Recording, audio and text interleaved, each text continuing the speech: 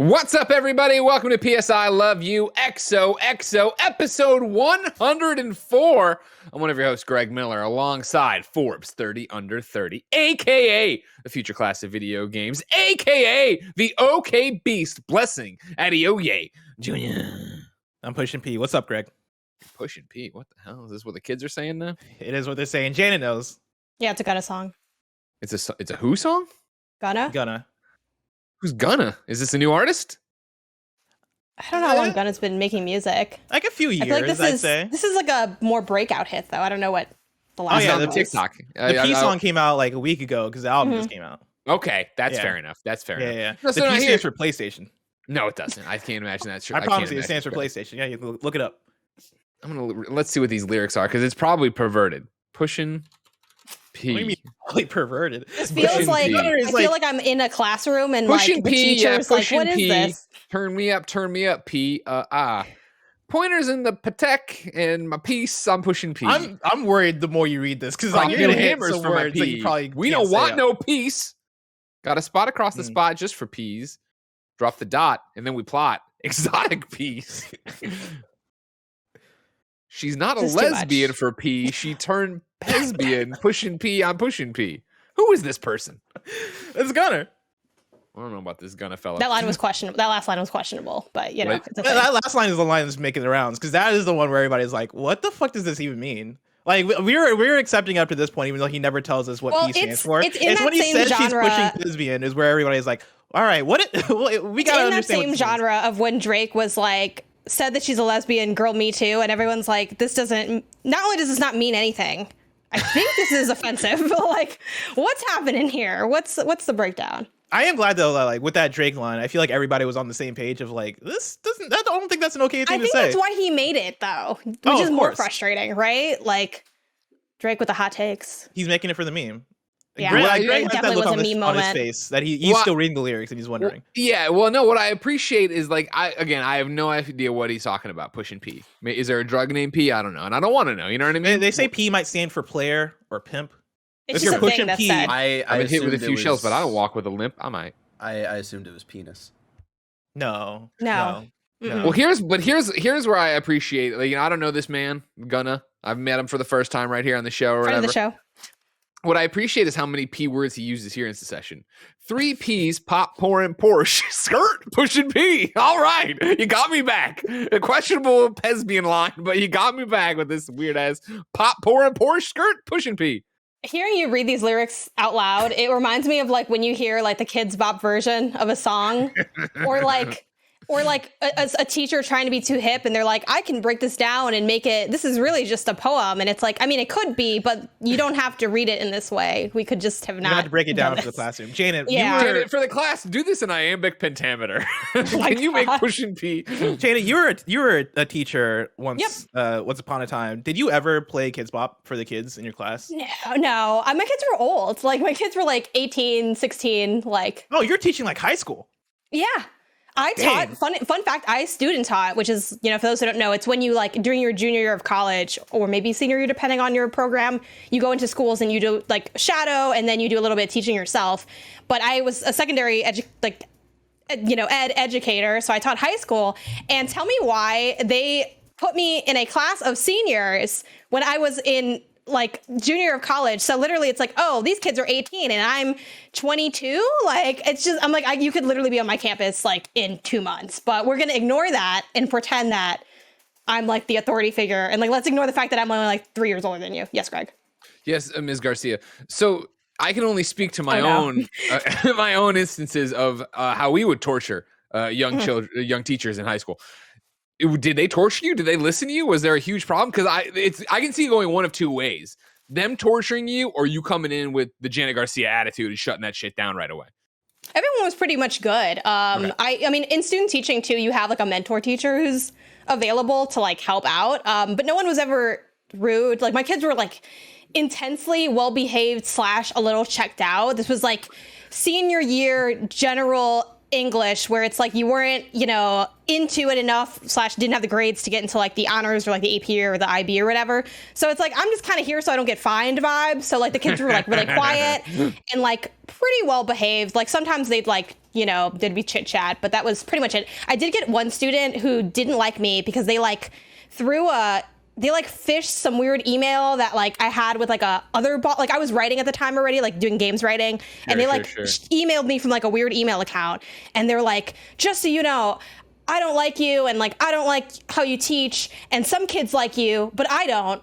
And I'm like, this is like such polite hate mail because it's like, some people like you, but I'm not one of them. Just so you know, like, there are people that. I found that I'm like, you really didn't add that other people do. It was so weird, and I never figured out who like sent it, but the vibes were just odd. But other than that, like, I really don't have any crazy horror stories from generally lead teaching. My like crazy stuff comes from like substitute teaching because that's a scene. Yep. We need a podcast all about that. But right now, of course, that teacher is none other than Miss Garcia, Janet Garcia. Hello, thank you for coming to session today for this class. Hello. I'm glad to be here, and also glad not to be teaching anymore. What's up? Yeah, Janet, I can't imagine you missed that.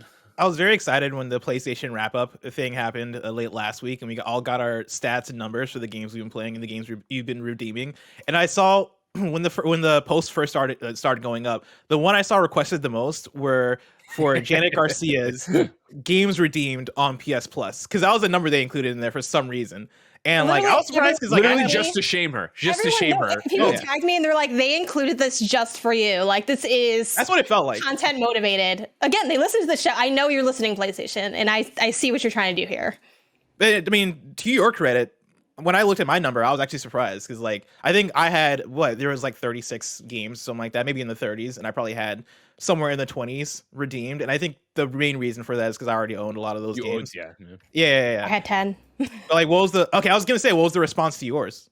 I had 10. Let's see, what did people say? They just think it's funny, like they enjoy the running joke of me not redeeming my games. Other responses, higher than expected. And it's like, okay, I'll take that. I'll accept that. Other people sending me one common thing from this data.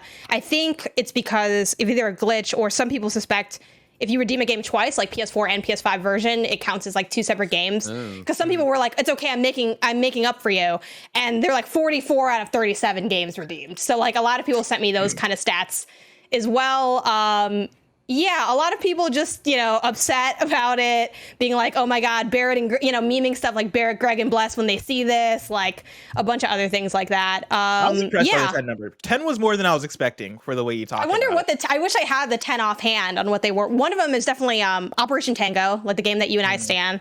I assume Maquette is probably in there. Yeah, no, I got code for Maquette, so I actually didn't redeem that on PlayStation Plus. I don't know what the other ones were. Every now and then too, like... No, I don't know if I redeemed that. I might have, but I don't know if I redeemed that one. I definitely redeemed a few after our conversation to be like, you know what? Maybe I will play this random Lego game. Like, let's just, ease the pain of the audience a little bit with this one. So I'm trying to be a little bit better, but then the way you organize them, it just makes your game library look kind of clunky. I think once the folders come back, if they ever do, it'll be a little bit less terrible. Do you mind bringing up Greg's PlayStation wrap-up? Because this is the one I actually really did want to highlight. This can't be good. Greg had quite a few hours in, of course. I think all of us probably land somewhere in the hundreds, right? Greg has 675 total hours played. Can you go to the trophies? Of course, you played a lot of Far Cry 6. Sure did. So Greg has 18 platinums here. Greg, what percentage of your platinums are ZJ the Ball? It wouldn't be high. Are you right? Like how many? I think I started No, you're right. I guess I did do that in December, right? Maybe. I don't know. Let's check PSN profiles. We'll get back to you. Oh yeah, you might have done that on January. Oh, that makes sense. There you go. What are you gonna do? That'll be in this year's stats. Yeah. My ZJ the Ball ones are in January, blessing. So you can throw that shit right out. All right. I didn't think about that. You came in here thinking you had me dead. You were gonna win this case by a landslide, but guess what? I really did think I was gonna have you in a gotcha because that was the first. The glove didn't fit, and I'm free as a bird. That's what happened, Barrett. Can you believe it? The justice system. It keeps happening. The comparison you won, OJ Simpson. So like when I put my numbers again, I'm out- so old too. Do people even get that reference? when I put my numbers out, right? Like Mhm. I looked through. I was pretty happy with mine, and of course, I have 3 38 platinums. hours of Grand Theft Auto 5. That's yours. And the hours of Genshin Impact is the one that actually really surprised me. 42 hours of Genshin Impact for Blessing. Yeah, which I don't know how I played that much Genshin Impact in 2021, but I guess it lines up when I really think about it. I thought it would have been higher, honestly. No, because like I played the hell out of that game, but like I also took a lot of breaks. Like I played that game heavily in August and then again heavily in December, but I wasn't on it all throughout the year. I think my highest hours might have been Apex, which I think I put in like 81 hours or something like that. 88 hours on Apex for you. 88 hours in Apex, yeah. Shout out to Knockout City, 48 hours right behind it. Big shout out to Knockout City, which I would have assumed would have been the game that I put the most hours into, but I forgot how much I was into the Apex Arenas update. The thing that people kept making fun of me about were the 3 platinums, and I make it very clear that I am not a platinum hunter and I don't like platinums. But I also want to point out, because I still, even though you've cleared the case on ZJ the Ball, I'd also like to point out, people, I don't like to run. So people who want to make fun of me for being slow, that's wrong on them because I don't like to run. Like that's your argument right now about, you know what I mean? Come on. No, but what I want to point out is that I have like hundreds of more hours than you on PlayStation. You somehow have 18 platinums. What are those trophies? Because I know they're not all legit. How you doing? What do you mean? If I got them, they're legit. Don't worry. Not every platinum needs to take you 900 hours. Well, one of them is like, how many of those strange. are 5 platinums? Here's what we'll go. I'll read you the last 5 platinums I have. All right, in 2021 from PSN profiles. All right, Far Cry 6. Fuck you, real platinum. Okay, that's a real platinum. Yeah, That's Toem. too real. Toem, I would say fuck you, real platinum. It's a real game. It's not like it's Sure. according to this, Yeah. I platinum did in. Oh, that's the weird math. Don't worry about that. That wouldn't make sense. Well, no, what are those numbers though? It says platinum in 20 hours and 8 minutes, but remember that's like counting from when you start it, right? Because like my Far Cry platinum is a month and 3 weeks. So what is it? That doesn't. Yeah, it I didn't- calculates like the difference between when you get your first trophy and then the last when you trophy. get last, right? So it's like it didn't even like the 20 hours doesn't even count there. Gotcha. Then 20, that means you beat it in a day though. You platinumed it in a day. yeah. Okay. But again, that isn't like a short game. I did play it. I did, go through and do all the stuff. And I did also, I can show you my DMs. I did have to hound PR asking where the fuck is this last hat? What am I looking? I was going to mention missing? that. Is that like a good Oh, and thing? Like, Simon Cardy too. Simon Cardy. it speaks to the challenge, but maybe it says more about you than it does about the game. Janet, you know it very well. It's, woe is us as games journalists or game press, right? Where it's like, the questions I had would easily be solved by IGN.com's wiki, but since that doesn't exist, that's when the amount of times, ladies and gentlemen, I have DM'd IGN people, I have texted Lucy James and been like, hey, can you get me the GameSpot guide early? And she's like, oh, Jesus, God, here you go. Here's where these collectibles are. I'm like, thank you very much. Anyways, I'm back to my point to Barry Blessing some more. Far Cry 6, Toem, Life is Strange True Colors, real platinum. Real platinum, yeah. Ghost of Tsushima. That's you booted that game up and automatically no. Trying to skate through on that Wait, one for are you. there not new trophies for the? There are. Yeah. I mean, I played Iki Island, but yeah, I popped my platinum from before. Okay. So like that. Yeah. That, I think those that are is just not a additional real trophies. platinum, I guess, by Blessing's stance. Is that right, Yeah. Bless? You'd say I that? mean, you can count it. All I'm saying is that like I these would are. count it. I'm It's sure an the person. exploit platinum. Like, here's the thing. My point more so is Greg Miller is gaming the system as much as he can to like get as many platinums as he can. The reason, well, no, I'm not gonna say the reason why you booted up Ghost, because you did play Iki Island legitimately. But like, how many more hours of Ghost of Tsushima Director's Cut did you play on top of Ghost of Tsushima you played back in 2020? Yeah, however 3 long hours? Iki Island was. Is Iki Island 3 hours? Yeah, No, it's pretty short. long, isn't it? I thought it was like I mean, if you clear the island, then it might be more than that. But I think if you're mainlining the story, then it's only like 3 hours for Iki Island. I should finish it. 5 So hours is for what how long Iki it beats Island, it. and I know this is 9 with extras, 14 completionist. Oh no! You know what? I was going to try to stand on my own 2 legs here, Bless, but I got nothing for you. It looks like I popped my first trophy on August 17th in Iki Island, and then I popped my last trophy in Iki Island on August 17th. So yeah, you're right. It's not that long. It does. I mean, if I played It's a straight, day trip on the you island. get like 5-6 hours out of that, but that's probably not. I probably took a break and did other things. What other platinums you get? Is that the 5? I mean, did I not just prove that was 4? Did I not just prove my point? It was a lot more legitimate than I thought I don't it would be. understand why the 5th one matters. No, for it's this not. It's not more conversation. legitimate. He named Toem, which he platinumed in a day. He named Ghosts, which he already got that platinum last year, and he just repeated that one. And whatever the 5th platinum is before Ghost is definitely some bullshit Yeah. platinum. Listen, I won't hear you talk or besmirch the name of Legends of Talia Arcadia on PlayStation 4, followed by Legends of Talia Arcadia on PlayStation 5. I appreciate it. I appreciate the case. hustle, Greg. Right after that's last stop. Okay. Real last game I went through and did all the stuff for. Then it's Jedi Fallen Order, which of course, yes, that one platinum is in 0 seconds. It says platinum in 0 seconds. Yeah. Then it's Ratchet and Clank. Then Odyssey, but that's just. Did I platinum Odyssey in 2021? No, that can't be right. Nah, that sounds like something. Did you ever get the platinum for Never Yield? No, I'm waiting on that update. You see, I won the argument there. Remember, Aerial Knights Never Yield, of course, a game that came out that we were enjoying. It's an indie game. It's a dope, run and slide and endless runner kind of thing. But I'll be as fast as I can. There's a bonus level you have to complete and get through. But if you die, you have to play the level that unlocks the bonus level again. And so it drove me so crazy, I stopped. Meanwhile, Blessing went and watched YouTube videos to learn the pattern and then beat it. And then Aerial Knight's putting out a patch and he said he is adding level select to it. And I'm like, oh, thank God. I don't have to worry about it my anymore. favorite stat that I just because I didn't do this. I thought it was like an email that you got, and so I just loaded up the website. My number one game, 232 hours in Persona 5 Royal, because I played it earlier in 2021 and then started up a new playthrough last month to catch up with the Take Your Time podcast. And I have a total of 610 hours on PlayStation, which puts Persona 5 Royal at 40% of the of the game that I played on PlayStation platforms last year. So I want to point out that Greg played 62 hours of Marvel's Avengers, which doesn't surprise me. But right under that is Tom Clancy's The Division 2 at 48 hours. I don't remember you playing Division 2 in 2021. Well, if you remember, that's the thing is 2021 is such a flat circle of time. And you combine that with 2020, where I saw that stat too, and I was like, "What? Is it really this year that was the swan song of Division content?" And I guess it was. Where that spring we were all back in it, and we were running through doing that final thing for Warlords of New York, right? I would have sworn I would have bet money too that was a 2020 thing, but it's right there. It has to be true, right? I mean, it's got to be. It's on the internet. I didn't do any research. I assumed that I saw it too, and I thought that didn't seem right, and then I moved on with my day because I got other things to do. And then right behind it, Outriders, 42 hours of Outriders. Yeah, and I don't know how I could actually do this because it's like way too theoretical unless I just like, I don't know, set a separate hour goal that I think no one else will hit. But I'm kind of bummed that I have the least amount of hours, and it's not by a lot.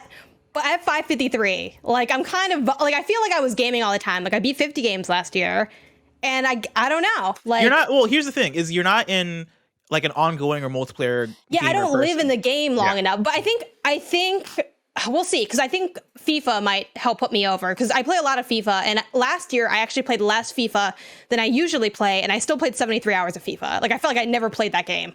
So maybe this year it'll be more. And then I played a lot of Overcooked. I played 70 hours of Overcooked, which I'm still working on Overcooked to do a second platinum because my sister-in-law, it didn't pop for her for some reason. So we're running through on her file as player one and doing that. But there's a lot of big games coming out this year, like big open world games. But I'm like, well, sure, I'm going to live in those games, but like so is everybody else on this, Discord call. So are you saying you want to beat us in hours right now? Is that what you're saying? I would like to at least beat someone. Like I don't want to be last. Like you know what I mean? And I'm not last by a lot. But like even like Barrett's pulling 613, and like Persona's doing a lot of the heavy. Yeah, I was gonna say like if I hadn't played Persona almost twice in the last year, you would have me beat on hours. Also, it says I only have 40 hours in Far Cry. I definitely have 400 hours in Far Cry. I lived in Far Cry. I feel like there's no way it's only 40 hours, but that is what it is. You definitely have us both beat in terms of games completed, I assume. Yeah, you definitely have me beat because I was tracking my stuff through GG. Some of them are really short. It's something. Like, I definitely don't feel like, oh man, I'm like slacking or something, but it would have been nice. Like, I feel like I should be higher in this tier, and I would like to be. I don't know if I'm actually going to try because that's a lot of work. But it would be nice to like have it be a little bit more competitive. Like the gap is like a little too big for my comfort. But yeah, I don't play a lot of ongoing stuff. I'm fascinated to see next year for me because, like those final 3 months of this year, obviously I still played Far Cry and I still played Avengers here and there, but I wasn't playing like I normally, played games before Benjamin, right? And so now as we get to this year, what is it going to look like in terms of my hours played? Will it be more or less next year? Do I have to be more choosy? Is this, having a child now and even less free time, is that what kills me going after the super dumb platinums? Is that what'll finally stop me? Because can I really justify wasting any time at any point? I don't think so. We'll have to wait and see. Well, it's nice to be the biggest gamer here. because we've proven that. You know, but- Let's not go that far. I mean, Let's- platinum trophies are really how you decide who's the biggest gamer. I don't know. I think I put in hundreds more hours than you guys. So it Yeah, but that sounds could like- easily be you just sitting there on the Genshin Impact start screen while you look at your phone or make a YouTube video. And that's I've also seen what you just do in like your off hours. You know, that's just PlayStation platforms. What about other platforms, Bless? I played Prey on Xbox and Forza and Halo. And what came out on Switch last year? I didn't play much Switch last year. Ain't nothing come out on Switch. I was just on Wait, Animal Crossing. Half of Pokemon is what I played. I played Metroid Dread on Switch. I bought Yeah, that. that was a pain. Bought the new Switch OLED, right? And I have not used it at all.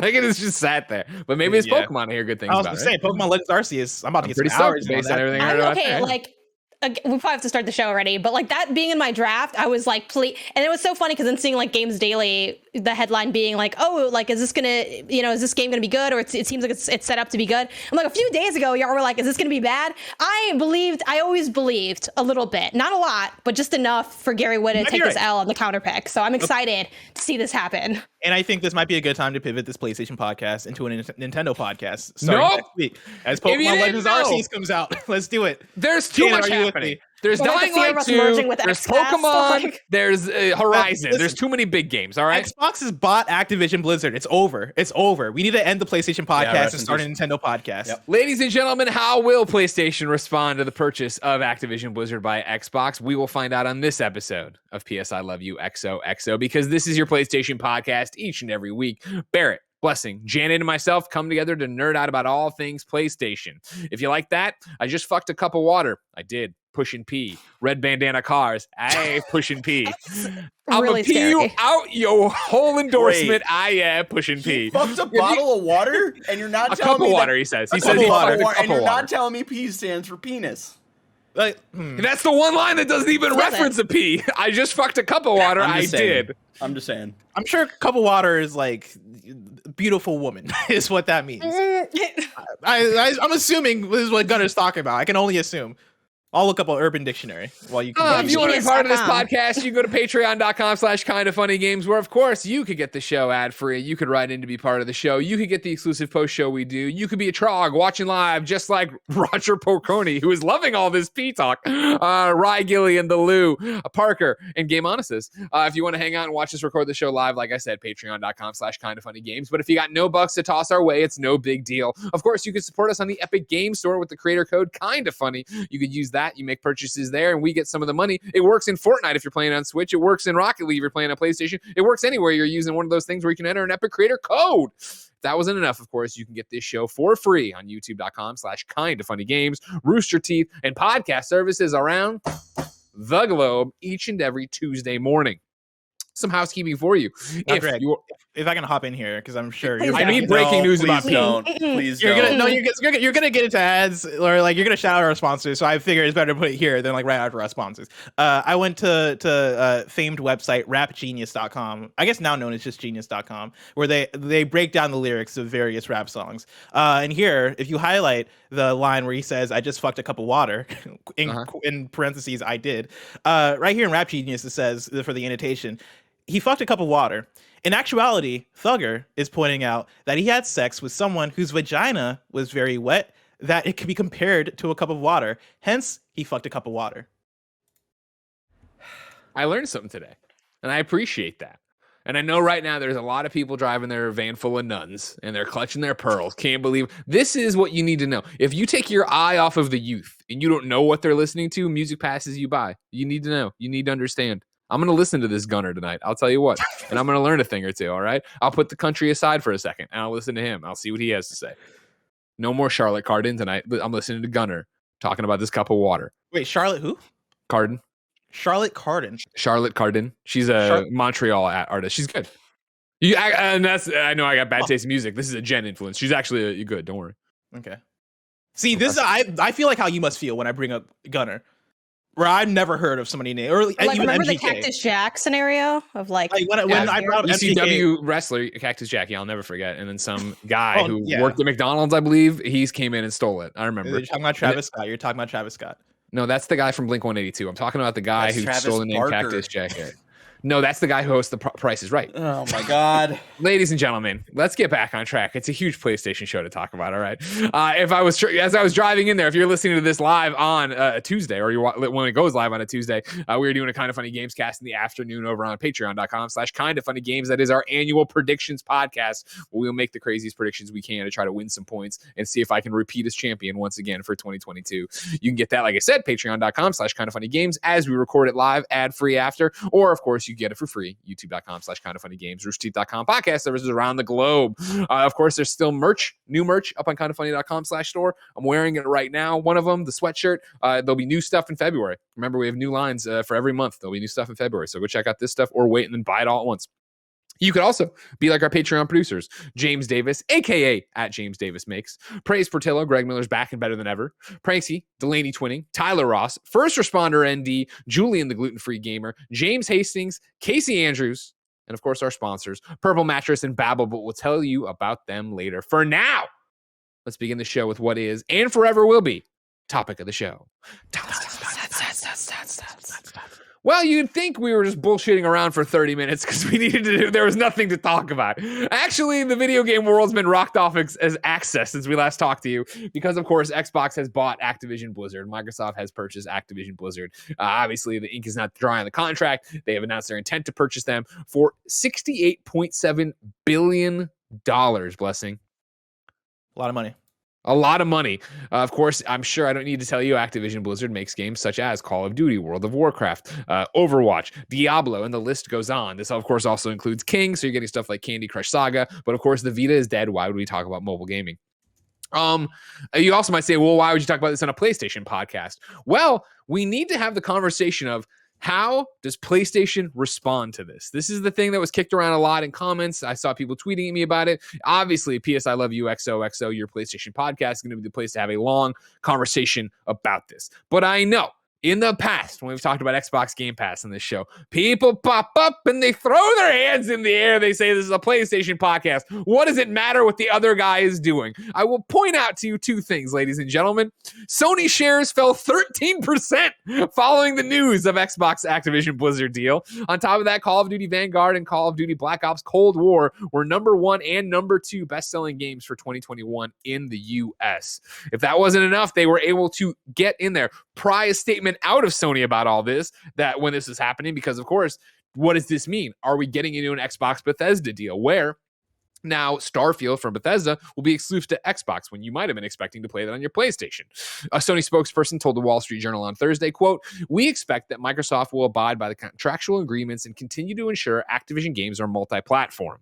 In the same article, Xbox was quoted like this: "We will honor all existing commitments post-close. As with Microsoft's acquisition of Minecraft, we have no intent to remove any content from platforms where it exists today." Of course, that launches another 1,000 tweets, another million podcasts saying, of course, they're talking about existing commitments, things like Warzone that are already there, deals that Call of Duty may or may not have already had with PlayStation.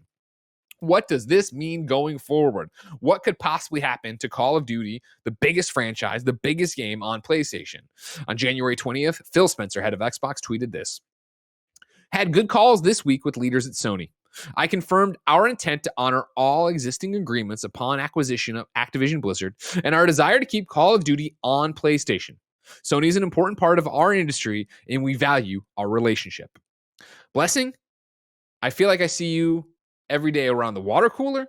We're hosting shows together.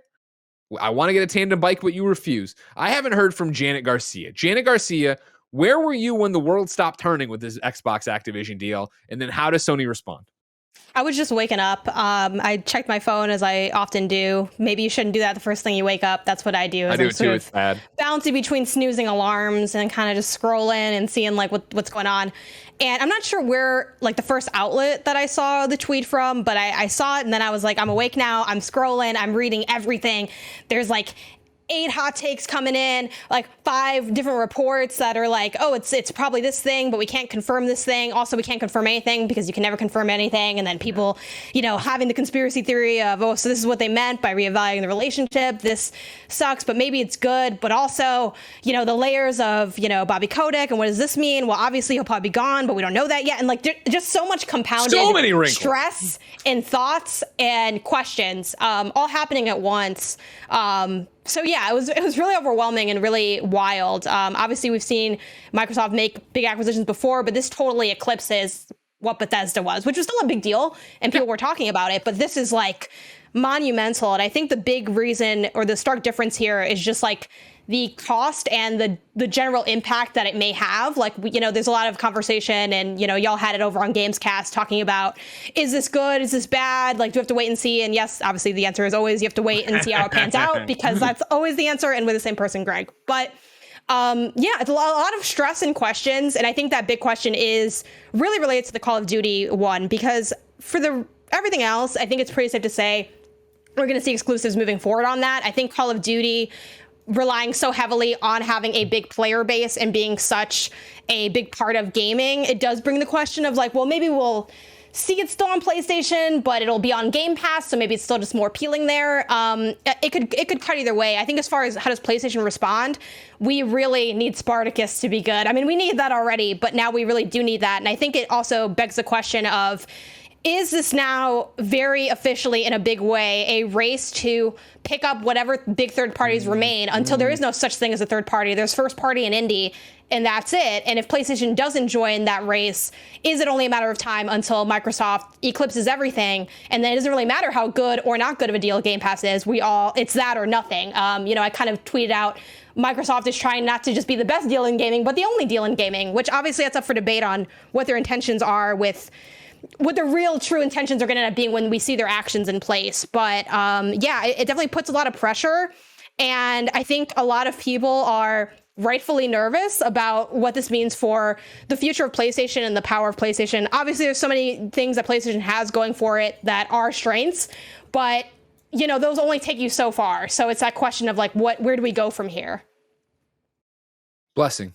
You've had a weekend to marinate on this. Where are you at right now with the Xbox acquisition of Activision Blizzard with a PlayStation hat on, a lens on? Yeah, I think Janet touched on a lot of things that have been going through my mind the last week, as like day by day we've been processing the news on both Games Daily and on Gamescast, and I know Xcast also touched on it, right? Like day by day there are new tidbits and new aspects coming out about the deal and about intentions. And I think Phil Spencer, for me, had the biggest quote, saying that, we had calls this week with the leaders at Sony that confirmed our intent to honor all existing agreements upon acquisition. And he talked about his desire to keep Call of Duty on PlayStation. That was the one that kind of blew things open for me in terms of, okay, I don't think this is something we can compare one-to-one with Bethesda, where when the Bethesda acquisition first happened, we had the questions of, all right, is Elder Scrolls going to be exclusive to Xbox? Are we going to lose out on Starfield? How soon does this happen? Is it inevitable, right? What happens with the Indiana Jones game being developed by Machine Games? And I think now we've hit the point where it's safe to assume that anything Bethesda going forward will be exclusive to Xbox. And that has ramifications for the PlayStation and what the library is and all these things. But, Bethesda's Bethesda. And even though that is a huge third party, I don't think that was I don't think that was a huge industry game changer. It was a big game changer, but not necessarily what Activision Blizzard is, where Activision Blizzard being acquired, you're talking about Overwatch and StarCraft and a lot of stuff that, wasn't on PlayStation, but also things like Call of Duty, which is the big one. And one of the things I've talked about during the last week, as we've gotten other news like NPD coming out, and how when you look at the top 10 games in terms of dollar sales for last year, number 1 and number 2 are both Call of Duty, between Call of Duty Black Ops Cold War and Call of Duty Vanguard. And with that being the case, and with the amount of money that PlayStation makes off of sales of Call of Duty as a third-party game, and the amount of money that's on the table in terms of what to do with Call of Duty, when you look at the $68 billion that Microsoft spends on that, and you look at that and you go, how do we make sure that this is worth our while? The question does come up of, all right, for going back to this Phil Spencer quote, how do we release Call of Duty on PlayStation, right? How do we make this happen? And I genuinely do think that for Phil Spencer, it is probably a thing of how do we get Xbox Game Pass on PlayStation so we can have this continue to exist, so that we can continue to make revenue off this and grow that platform and grow that subscriber base. That's kind of where my Activision Blizzard acquisition journey is taking me to now, to where I'm excited to have this conversation with you guys in terms of, does that happen? Because like, for the question of what does PlayStation do to respond, I think there's a couple things. I think Route A is to engage in the race of acquiring all these AAA third-party studios, right? Where does Sega go? Where does Square Enix go? Where does EA go? Capcom. Right? Capcom, and have it be this pickings of, like Janet said, third party eventually just fading away because everybody's now under these two big corporations, which makes me nervous. I don't necessarily want that future. I think that's kind of a scary future, but I think is a possible scenario. I think the other scenario is PlayStation going, all right, let's humble ourselves and let's let Xbox Game Pass on the platform. That way we can have access to things like the Bethesda titles and like Call of Duty and Overwatch, and these games that are now going to be missing from our library as we're losing more and more first-person shooters and big Western RPGs, as you've seen now that Xbox has Halo, Call of Duty, Overwatch, and also has Starfield, Obsidian games, and all these other things, right? I think that is a move that is now more possible than it's ever been before with PlayStation, and how I think close to the chest PlayStation likes to keep things in terms of, we are our own ecosystem, we are our own library. The Phil tweet, and I know there's, like you said, we're in a Doctor Strange situation where there's multiple realities and timelines here of what this could be and where it could go. And I've seen it was a fascinating read through the PS I Love You XOXO mailbag today of the amount of people who are all over the map with this, that, the other, and everybody kind of admitting that there is no clear path forward or how it goes. The Phil tweet is so interesting, right? Of course, I confirmed our intent to honor all of our existing agreements, and then of course the desire to keep Call of Duty on PlayStation. So honor all the existing agreements, of course, the stuff that's already there, it's going to continue to be supported, you're going to see all the stuff you'd expect, yada yada yada. Desire to keep Call of Duty on PlayStation. Sony's an important part of our interest, and we value our relationship. There's like two realities there, right? Where it's clear as day, we spent $68.7 billion on this, we need to make that money back. Clearly we want people to buy Call of Duty everywhere. I'd love it if they only bought it on Xbox, but we need to just make money on that. So put that everywhere. But then there's this other one of this desire to keep Call of Duty on PlayStation. Like, I can see that call going, right? And being like, hey man, we'd love to keep it on. Let Xbox Game Pass on. Exactly. Let us put Xbox Game Pass on there. It's the only way, and I'm not saying he's immediately playing hardball or anything like that, but I could see that. And you could see this being seeded that way too for a public argument of our desire to keep Call of Duty on PlayStation. Sony is an important part of our industry. We value our relationship. I am so fascinated by where we're going to go with this and what it's going to be, because I don't think that's what it actually is. I don't think it's Phil Spencer actually on this call being like, it'll be on Game Pass and we'd love to have Game Pass on PlayStation. So I do think it is that they're going to publish it for PlayStation. But when you do that, I think there's a sigh of relief, and it leaves you in an interesting spot of, all right, if they're doing that, does PlayStation care? Is that enough to, like, how does PlayStation respond to this becomes, do they respond to this? Do they just keep working on Spartacus and whatever that's actually going to look like? There's their own combination of PlayStation Now, PlayStation Plus, streaming, backwards compatibility games, stuff like that we've talked about before. Or is it business as usual? Because if you're getting Call of Duty and you're satiating that player base, right? The reason you're not getting Bethesda games, or the reason that they can make Bethesda games exclusive, is that the Bethesda audience is so quote unquote small that they'll go to Xbox to play it. They'll go get it. They're not a Call of Duty, I buy one console 3 years after it's already been out, and then I'm just committed to it for the rest of the way. Yeah, it's fascinating because I think there is more of an argument with Call of Duty than there were for any of the other, like, but the Bethesda games that we're talking about. Oh, for sure, right? Those were all just like, oh, that sucks. I have an Xbox and I have a PlayStation. And I really was looking forward to playing the next Elder Scrolls, the next Fallout, Starfield imminently, but whatever, I'll go where I need to go if I'm that into RPGs from Bethesda. Yeah, and if you're talking about a money move, I think it is a big money move to go. On our platforms, you can get Call of Duty on Game Pass, on Xbox, on PC. Call of Duty is right there, and that is bolstering our player base, and that is giving people additional reason to want to invest into Game Pass. Whereas On PlayStation, we were publishing it at $70, and that is going to let us make that revenue, make that money. And I think there's a big question in terms of Call of Duty, and does that remain yearly? Like, how do they shift that? I think surely the way Call of Duty gets made gets changed in terms of not necessarily having all three studios work on it, or maybe having all three studios work on it, but maybe the support studios get freed up to work on other things, and maybe like Sledgehammer starts supporting Infinity Ward and Treyarch, or maybe you can mix that any sort of way. But with what we were talking about, what I've been having conversations about with people about has been Call of Duty being kind of oversaturated the last few years as Warzone has picked up and has become more popular.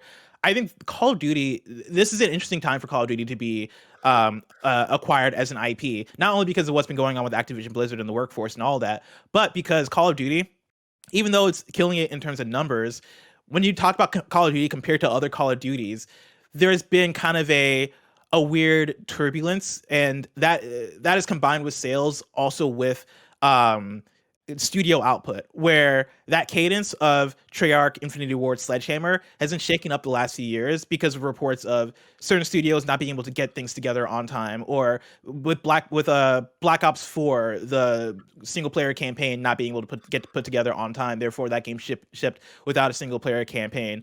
It seems like Call of Duty has become more and more difficult to develop in that 3-year cycle, and combining that with Warzone, which just exists in perpetuity, in the conversations that we have on the media side for Call of Duty, which Call of Duty way bigger outside of games media. I think games media cares the least about Call of Duty.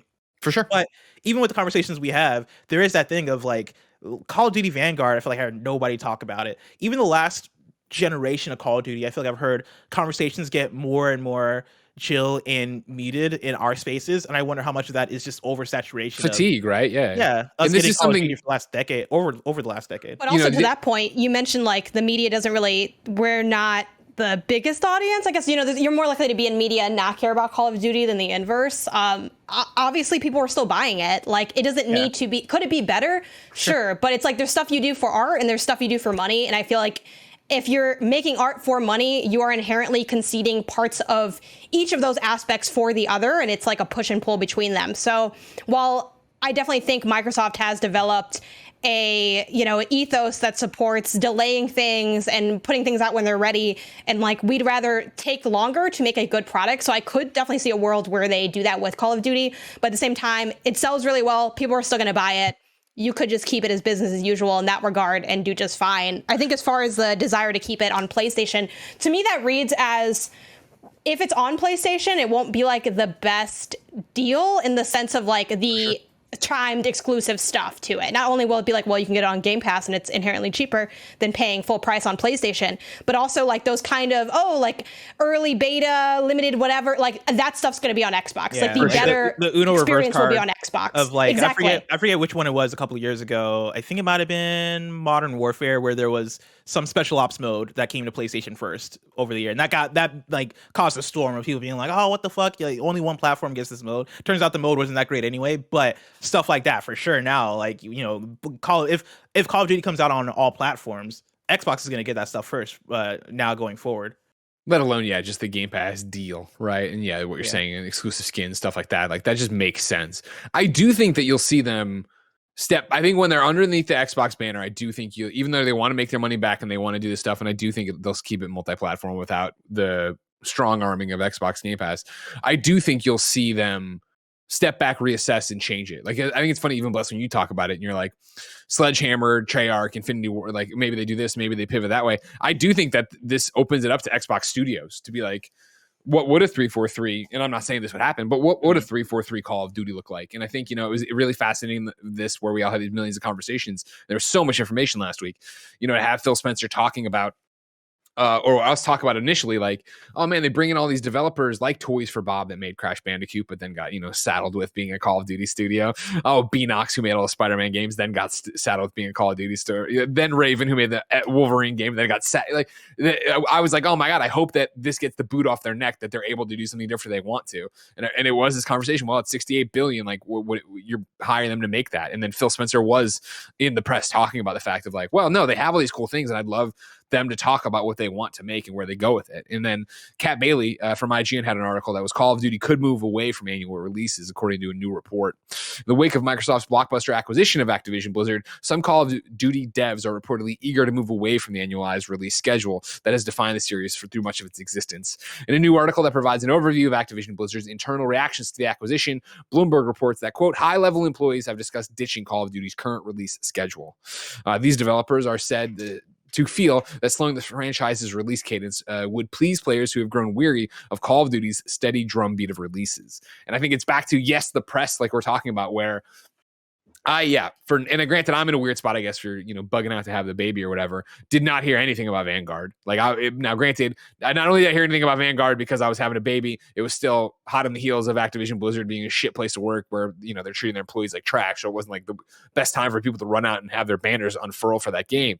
But even to go back to Modern Warfare, I remember that beat was, hey, it's so photorealistic and yada, yada, yada when they announced it at E3. And then it cooled down in terms of what people were talking about. It wasn't something everybody was lauding and talking about. So I do think that to have it under their banner and have Phil at the top of it, maybe not immediately, but I do think they will end up taking a step back and slowing this down to be like, no, let's make this a prestige franchise again that can sell gajillion units and be the number one game, but isn't something we're just pumping out. So what does PlayStation do? It's a great question, Bless. And I think that's why it's so open for such a, a rife thing here. And I asked you all on patreon.com/kindafunnygames, what do you think PlayStation do? And the answer varied wildly, and I loved it. V Vandy wrote in to patreon.com/kindafunnygames, just like you can, and said, after the Xbox acquisition of Activision Blizzard, I started crunching some numbers on what Sony might be able to buy and what would make a splash like Xbox effectively buying Call of Duty. And I came to the conclusion that PlayStation must buy Rockstar from Take-Two. In my eyes, it's the only thing that can match Call of Duty the only thing that can match Call of Duty is buying Grand Theft Auto and making it exclusive. What would you say the odds of this happening were, and would something of that caliber move the needle for PlayStation enough? Blessing, what are the odds there? I just imagine Herman Holst busting into the door of PlayStation. In this idea, PlayStation Studios is a physical location. He busts into the door and goes, "We must buy Take-Two and Rockstar." To be clear, remember, he's not trying. The Vandy is not saying buy Take-Two and Rockstar. He just wants to buy Rockstar from Take-Two. Oh, he was buying their golden cow. He wants to walk in there and he thinks that there's any amount of money they're going to give that Take-Two's going to be like, you're right. Yeah. Take no, absolutely. We're not killing it. We're not making so much money already. Absolutely not. No, I think the only way that's going to happen is if you buy Take-Two, which I think the question is, does PlayStation have that money? But I also think you get into the question of, does PlayStation borrow money? How do they find a way to get money so that they can buy Take-Two? And also that, in terms of the chances of that happening, I don't foresee that happening. I can't. It's really hard for me to imagine that. But that was the same thing I would have said about Xbox and Activision. It's weird. The stakes get heightened now that Xbox has bought Activision Blizzard, and so I do feel like legitimately anybody could be on the table. I think it's more likely to see PlayStation acquire somebody a little bit smaller, and for some reason what comes to mind is Konami, and maybe that's more so me speaking from what rather than actual reality or actual reasoning. Just because I get terrified of the idea of all of these third-party companies getting bought up and brought under these two umbrellas. The only one that would excite me would be PlayStation buying Konami, just for the sense of Konami is not doing anything with those IP, and the idea of getting a new Metal Gear game, a new Castlevania, right, a new Silent Hill, the IPs that Konami actually has that could be put to use, that are not being put to use and don't really have a future right now of being put to use. I think there's a lot of promise and there's a lot of value that's added with those. If we're talking about money, yeah, I think Rockstar would be the move. But at the same time, again, Rockstar, you aren't buying Rockstar without buying Take-Two. And so to the idea of just buying Rockstar, no, I don't think there's any chance of that happening. Yeah, I think it's also one of those things where, when looking at the Activision Blizzard sale that happened, part of that was they wanted to get rid of Activision Blizzard because of all the drama and lawsuits and things, and they tried to sell it somewhere else for hire and they just couldn't. So I don't think there's that same desire. I struggle to imagine a player that's that big that has that kind of line of reasoning behind it where there'd be a desire to sell and kind of get rid of it. And that's the thing where this was such a perfect storm from what we've heard of reports, right? Where it was the fact that shareholders, again, like if you're going to build a company like Activision, but Activision Blizzard, right? That is, we're going to get returns, we're going to make you money, stockholders, this is going to be great for you. And that's how you build it for years, and you deliver on that promise. You are making money for these stockholders hand over fist. Then you get to this thing where suddenly all of gaming press is calling for Bobby Kotick to step down. You know what I mean? And everybody is like this, and like they were wounded, and that's how Xbox was able to make this happen and get in there and do this, because the shareholders were like, yeah, let's just cash out. You're offering us how much money? Yeah, let's just cash out and be done with this and move on. They weren't there, like you're talking about earlier in the show, Janet, for art. They were there. Activision Blizzard was designed to make money. And don't get me wrong, Xbox is also, and Microsoft are designed to make money, but Activision Blizzard did it in a way that was so on the cuff, right? Or like so on the surface of like literally saying like these weren't exploitable for annualizable franchises. Like nobody talks that way. That doesn't want to be just perceived as the bad guy. And these guys didn't mind being the bad guys for a long time. And then when the tides turned, it was like, all right, cut and run. Now, here's something I want to ask you, though. Blessing, you said to me, how does PlayStation respond, right? Yeah. I would ask you, do they need to respond? I think that if Call of Duty is going to be multi-platform still, and multi-platform being coming to PlayStation, I wouldn't be surprised if whatever conversation they had with Phil, and if it actually comes off that like, yeah, our desire to keep Call of Duty on PlayStation, we still want to make money, we're going to keep doing it there, yada, yada, yada. Then it becomes, okay, is this a good thing for PlayStation in the way that Xbox continues to build around Game Pass? Xbox continues to build around building this stable of studios that are making all sorts of games. It seems like they're getting to a point, number one, where I think they could never make hardware again, and it wouldn't be the end of the world for them. They're getting people to make them their games and go do these things, let alone the fact does PlayStation just believe enough in its own market strategy. For that, we turn to Constantine, who wrote into patreon.com/KindaFunnyGames and says, the following points aren't groundbreaking, and dozens of other people have suggested them, but I said, I still think this is the most effective way and likely way Sony will compete with Xbox going forward. And then Constantine lays out a 4-part plan. Number one, double down on new and existing IP. PlayStation has the best first-party output this past decade, both in quantity and quality. The Last of Us 1 and 2, Uncharted, Infamous, Ratchet, God of War, Ghost of Tsushima, Returnal, Horizon, and Knack. Come on. The list goes on. Sony should be writing blank checks for their existing studios and greenlighting the new IPs and games they want to create, because that is where they're getting the most wins. Number two, partnering for IP. So this is definitely a loophole to not acquire new studios, but Sony should position themselves as the no-brainer first stop for any company who wants a video game made. They have a track record that speaks for itself. Marvel and Konami were the first two most obvious contenders, in my opinion. Strengthen that relationship with Marvel games and make PlayStation synonymous with superhero games by reminding them how fantastic Spider-Man and Miles Morales are. How much money would it take to get more games greenlit? Konami is a bit of a different nut to crack. They don't seem to care that much about console and all the pachinko machines, but that's fine. Number three, PlayStation VR 2. While you could argue who has the better first-party output as a matter of opinion, you can't argue Microsoft currently doesn't have any space in the VR hardware market. Number four, PC ports. God of War is currently blowing up on Steam and bringing more of their first-party games to PC. 12 to 18 months later after release should be standard. What I like about this is that I think this is probably the most realistic thing happening in PlayStation right now. I bet if anything, it would be the head of the company, Jim Ryan. It'd be Herman Hulse himself there being, if they're having conversations with people, being like, hold steady. Just hold on. We are still the number one console, PlayStation 5 selling out all over the place. I think it might have been Paul Tassi from Forbes when one of these giant things were happening, tweeting, man, this is such a shame for PlayStation fans. Or is this such a shame for PlayStation? What with their consoles being sold out and then only having one or two Game of the Year contenders each and every year. Like, PlayStation is still this brand that has cachet. It is this brand that has not luxury, but like art behind it. We talk about PlayStation. There's definitely like a bougie vibe, like, right? You know, and we can argue whether or not that's good or bad or seems snobby or whatever, but like PlayStation, that's the persona they've put forth. Like it's classy. It's like, you know, it's a luxury good. You're gonna pay for this upgrade because like, why wouldn't you? Like, look at what we're offering. You're gonna pay for it again on PC because like you're lucky we're even offering it on it. Yeah, exactly. So that's been their thing. I think this kind of begs a question that we've been asking for a long time, and I think we continue to ask as we wonder to what degree do we see good ideas and want companies that we like or subscribe to sort of copy that or make it their own, and then to what degree do we want personalities to be like more distinctive? And like Xbox definitely has their persona of whether or not it's accurate, like, you know, good guy Xbox. It's like we play anywhere, and like it's good vibes. Game Pass is $1. It's free. Just take it. We just want and you know, again, we can argue and pick apart the intentions versus the execution, and at the end of the day, it is all money. But their business strategy is, we're here for like, we just want everyone to game, but also like we kind of want to build up these exclusives because we've been clowned on not having exclusives for like so long. That is our obvious big weak spot, so we're going to cover that part up.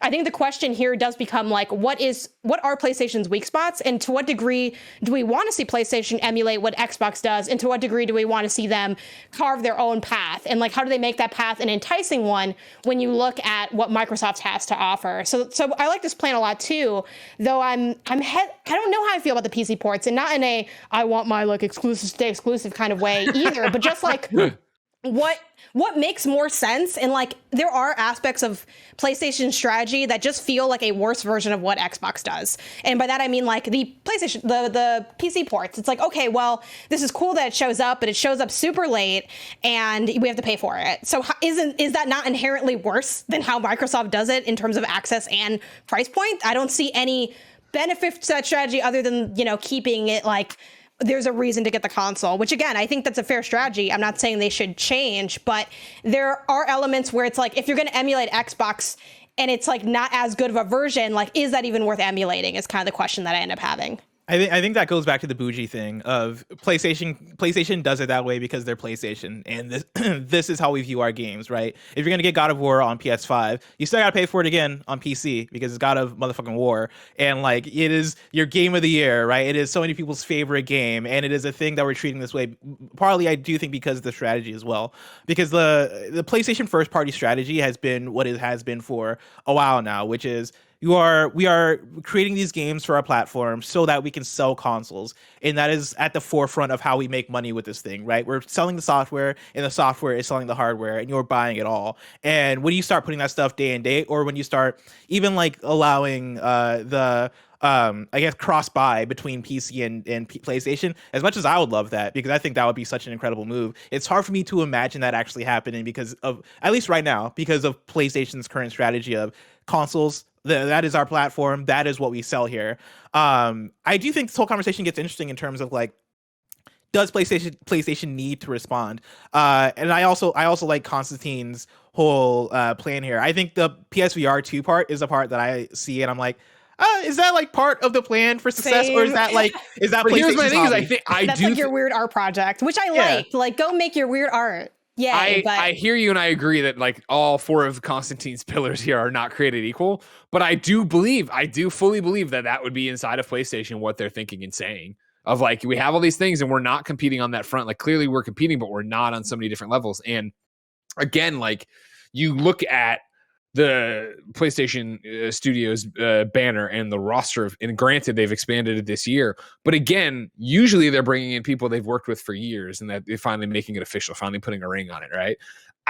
I feel that inside there, everybody's just like, hold on, slow down, let's not do this. Like, remember where we are, market position, but also remember who we are. If we were to suddenly go, oh my god, and turn and try to buy a Konami, buy Capcom, buy random ass person that they haven't worked with before, it's going to be seen as weak and reactionary. And then two, is it going to yield the kind of games people want out of this? I love Constantine's number 2 of partnering for IP. Again, that you look at what PlayStation's done with Marvel games and Spider-Man and Wolverine, and yes, I totally see, and you could go down the line of like Death Stranding with Kojima and stuff like that, of like that I do think is way more viable. And I do think that's where you would see them partner for a Silent Hill exclusive, partner for, as we've already seen with a Final Fantasy, partner for a Metal Gear thing, bless. Yeah. And I'm right there with you. And I think it is I think there's kind of a wait and see thing here of what does the space look like 4 or 5 years from now? Do we see that the PlayStation audience is unhappy because they're missing out on Overwatch and Call of Duty and Elder Scrolls and all these other games? Or is it still a thing of, well, no, we play these games on our PC anyway, or we bought an Xbox and we're also still playing the games that we love on our PlayStation? I do think that them going hold and let's just breathe and keep doing our thing works, I also do think that a right move would be to bring Game Pass to PlayStation at the same time. And this is me. I think this might be me speaking as more of an audience member, right? Like somebody who plays a PlayStation gamer or whatever, right? Somebody who plays the games on PlayStation more so than me thinking from a business sense. But for me, now with PlayStation, there are so many games that are going to be missing that I'm not going to get to play on my PlayStation that I would love or would have loved to play on my PlayStation. Again, I'm going to name the same games because they're some of my favorite games, right? Overwatch, whatever the next Doom is, the next Wolfenstein, Starfield, right? The list goes on in terms of the amount of studios that have been bought up by Xbox that if PlayStation doesn't allow Game Pass on the platform, the amount of games that we're going to be missing from the ecosystem. Sure. And we talk about this all the time in terms of why PlayStation first party works. The reason why PlayStation first party works is because PlayStation first party is often filling in the games that third party isn't filling in for us. And so when we have the conversation around our single player games dead, right, our big prestige third person action games going away, the answer is no, because PlayStation is filling that stuff in, right? That's where God of War and Last of Us and Uncharted and Ghost of Tsushima come in. They come in and they fill those gaps, and they do it with the utmost quality, and that is why you come to PlayStation, because those are games that you can only really get on PlayStation. When I say only, right, I'm being like, you're making an argument. You're making an argument, right? Of course, like there's Tomb Raider and shit that you can get on Xbox, but for my argument, those are the games that you look forward to from PlayStation. When you start to lose out on a lot of these other types of games, is PlayStation first party, like, are we going to start to pivot into, all right, let's make more first person shooters. Let's start making more big Western RPGs. Let's start making the stuff that we keep losing. And does that keep being the strategy when Xbox then goes on to buy, let's say, Sega, or goes on to buy Konami, or whatever the next big third party developer is? Like, at what point does it become a thing where it's like, cool, we need to respond because Xbox has bought everybody? This is an interesting line of thinking, and I want to get back to it. I want to answer the question, will Xbox Game Pass ever come to PlayStation? But first, I want to tell you about patreon.com/kindafunnygames. Of course, you can go there to be part of the show, just like so many of you did today. Thank you. You could be watching the show live right now like Jordan Vickers is. He's having a great time, feet up on the desk, eating Cheetos. And of course, you could get the show ad-free. But guess what? You're not listening on a Patreon. So let's have me. I think I did them this week. Let's have me tell you about our sponsors. There are a ton of worthwhile goals to set for yourself this year, and personally, learning a new language with Babbel is at the top of my list. Babbel is the addictively fun, fast, and easy language learning app that has sold more than 10 million subscriptions. Ladies and gentlemen, I'm Greg, and as you know, I'm in love with a French Canadian named Geneviève Saint-Onge. And Jen, of course, first language is French. She learned English later on, and I've been trying to learn French, but I keep falling off. I've got Babbel on my phone. I'm ready to do it in 2022. Other language learning apps use AI for their lesson plans, but Babbel lessons were created by over 100 language experts. Their teaching method has been scientifically proven to be effective. You can choose from 14 different languages like Spanish, French, Italian, and German. Plus, Babbel's speech recognition technology helps you improve your pronunciation and accent. I could probably use that for English. Right now, when you purchase a 3-month Babbel subscription, you'll get an additional 3 months for free. That's 6 months for the price of 3. Just go to Babbel.com and use the promo code KindaFunny, all one word. That's BABBEL.com, code KindaFunny. Babbel, language for life. When it comes to getting a good night's sleep, there's only one thing you need. A good mattress. Forget all those gimmicks like mattress toppers and weighted blankets. If your mattress is terrible, your sleep is going to be terrible. So get the only thing you truly need, a Purple mattress. Only Purple mattresses have the Gel Flex Grid. It's a super stretchy, ultra squishy material that adapts and flexes around pressure points and doesn't retain heat. How do I know? Well, I talked to a young man named Timothy Geddes, and Timothy swears by the Purple pillow. Then, on top of that, he used to have a roommate named Joey Noel who swore by her Purple mattress. That's right. Kind of funny sleeping all over this Purple stuff and loving every minute of it. Getting a great night's sleep starts with having a great mattress. Get a Purple mattress. Go to purple.com/kindafunny and use the code KindaFunny. For a limited time, you can get 10% off any order of $200 or more. That's purple.com/kindafunny, code KindaFunny for 10% off any order of $200 or more. That's purple.com/kindafunny, promo code KindaFunny. Terms apply. Do you think they're Flamin' Hot Cheetos that they're eating? I hope they're Hot Cheetos fries. Yeah. Why?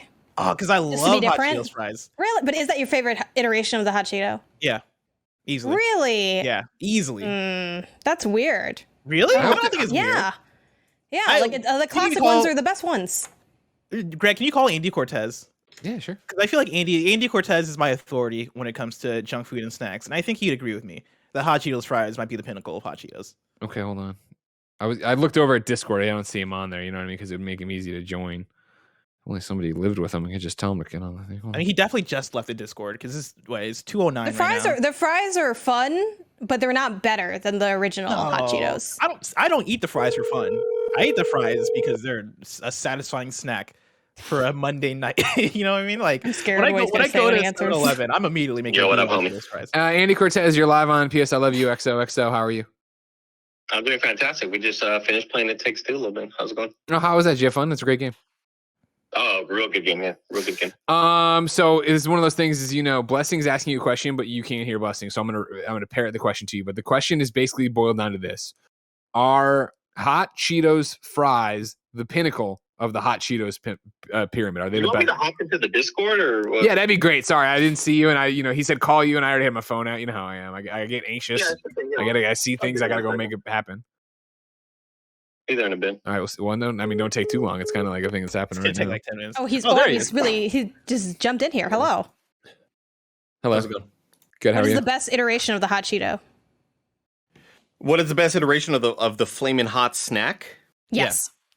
I would have to agree with Blessing that the Flamin' Hot fry is superior. It is the most consistent. It is the one that is toughest to get tired of. I feel like maybe Hot Cheetos kind of get tiresome and boring after a while. I will say though, a sleeper hit recently, Janet, the Flamin' Hot Ruffle. Don't sleep on it, okay? Don't you dare. I've had those, and Don't you dare. they do something to me. They do something to my stomach, honestly. The Flamin' Hot Ruffles. They're a little too hot. Well, some of the iterations are too hot. I think they're putting too much powder on those things. Really? You think so? At least for me, I don't know. Something about the Flamin' Hot Ruffles hits a little bit too hard compared to the Hot Cheetos, which I do think is perfect. I do think the Hot Cheetos is perfect. I will say that if you're looking for a dangerous sort of afternoon, little Flamin' Hot Funyuns will just rip up your mouth. They will rip up your mouth. They will cut you with the texture of the Funyun, and the hot powder will seep into your wounds, and it's a dangerous day. It's a dangerous Quite game. the word picture. I will say the worst hot snack iteration, which is funny because it's also my favorite Cheetos snack. I talk about this to Andy all the time, and I still don't think he's had it before. I talk about the Cheetos puff corn. And there's a lot of different flavors to the puff corn. There's butter puff corn. There's cheese puff corn. There's also the Flamin' Hot puff corn. Flamin' Hot puff corn. Is this like popcorn? Good. No, What, Flamin' Hot? It's It's shaped kind of like like popcorn, but it's not. right? It's shaped like popcorn, but it's not popcorn. It is more of a puffy snack. Melts in your mouth. Like Puffy comes. Yeah, it's so. There's another. Nice. I forget what it's called. There's like another brand of it that's more popular that I realize that more people know of, but I can't think of what the brand name is. But it is really good, and the hot Flamin' Hot iteration of it, not as great. It's the only version that's available at my local 7-Eleven, and it's very upsetting because it is my favorite snack, but the hot just doesn't hit as much as like the butter or the cheese. Definitely recommend butter though if you're out there searching for hot puffs. Andy, Not a whole lot of news in the PlayStation realm, huh? Yeah, I know. It's just like not at all. much to talk about. It's only a matter of game-changing time thing. until XCast acquires us. But Yeah. I, for one, welcome our new overlords. Andy, one question before we let you go. If I Please said no. I Bye, just Andy. fucked a cup of water, what would you say? What would you know what that means? I just fucked a cup of water. You just fucked a cup of If water. I like said that to you, what would you think? I would say that you drank it like in a second. Sure, okay, that's good. I thought of before that you- too. Like you Before fucked it you up. leave, Andy, what do you think, or do you know what push and pee means? Push and pee? Yeah. I do not. We got What old, do you think Andy. the P We got stands old. for? What do you think the P stands for? The P, I don't know. Like, is it like a push a T reference or what? No, it's not. It's It's a not good close guess. though. Close though. It stands for PlayStation. No, it does not. Okay, but goodbye. Thank you, Andy. Mm-hmm. Appreciate you coming through. All right, bye guys. Bye. I don't So- think Game Pass comes to PlayStation because again, we Whoa, talk whoa, about whoa! You don't think PlayStation- ever? No. Well, I think on its deathbed it would. Like Okay. when it's like, I feel like No longer a threat. Wait, on Game maybe Pass's this- deathbed or on PlayStation's deathbed? on PlayStation's deathbed. I feel like, Okay. again, in the era where you can wake up one day and Microsoft has bought Activision Blizzard, truth is stranger than fiction. That much is clear. If we're living in a simulation, the coding's getting real wonky at this point. Like, we got Pandemic coming out of my right ear, Activision Blizzard being purchased coming out of my left ear. It's a lot going on. But I think when we think about the PlayStation ethos, having something like Game Pass just doesn't coincide. Like, I can't imagine scrolling over and now suddenly everything's green over like how they have the home menu freaking set up on the PlayStation. Like, I just don't see it happening. And I think they'd do that if it was that or dying, because I feel like that's what would make sense, where it's like, well, if I'm gonna just to keep myself in the game in some version, then sure. Yeah, so that's the only way I see that happening personally. Like, I think they'd rather work on Spartacus, work on their own stuff, try to make their own kind of iteration of that idea and of beefing up their own subscription service before they just say, sure, because that's not their ethos. Microsoft, that is their ethos. They're like, let's be everywhere, and you can, it's quick, it's easy, we're freaking floating in space, everyone's gonna have this until there's potentially nothing left. I don't really know what their big game plan is, but that is also how Xbox was born. It was born out of the competition of Microsoft is going to be in your house and you're going to see it everywhere. That is the purpose. PlayStation's purpose does not coincide with that vision. That's much more of a Microsoft vision than it is a PlayStation vision, in my opinion. My argument there would be, is that the old way of thinking, and are we going into something? And are we going into a space that is brand new for video games, where we've gotten to the place where, like you say, right, the way that Xbox thinks and the way that PlayStation thinks about their own platforms has become so different that it's not becoming competition as much anymore, or at least it doesn't have to be.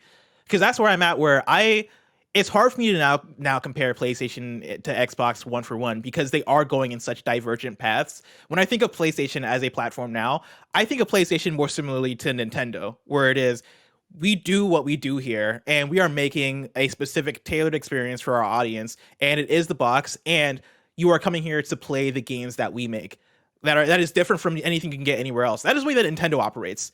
And Microsoft and Xbox is not operating that way. Microsoft and Xbox is doing their own thing. They don't, and I think Greg might have mentioned this before, earlier in the show, Xbox could stop putting out boxes tomorrow and still operate as just, hey, we're on your PC, we're on your TV, I didn't mean to rhyme like that, pushing P.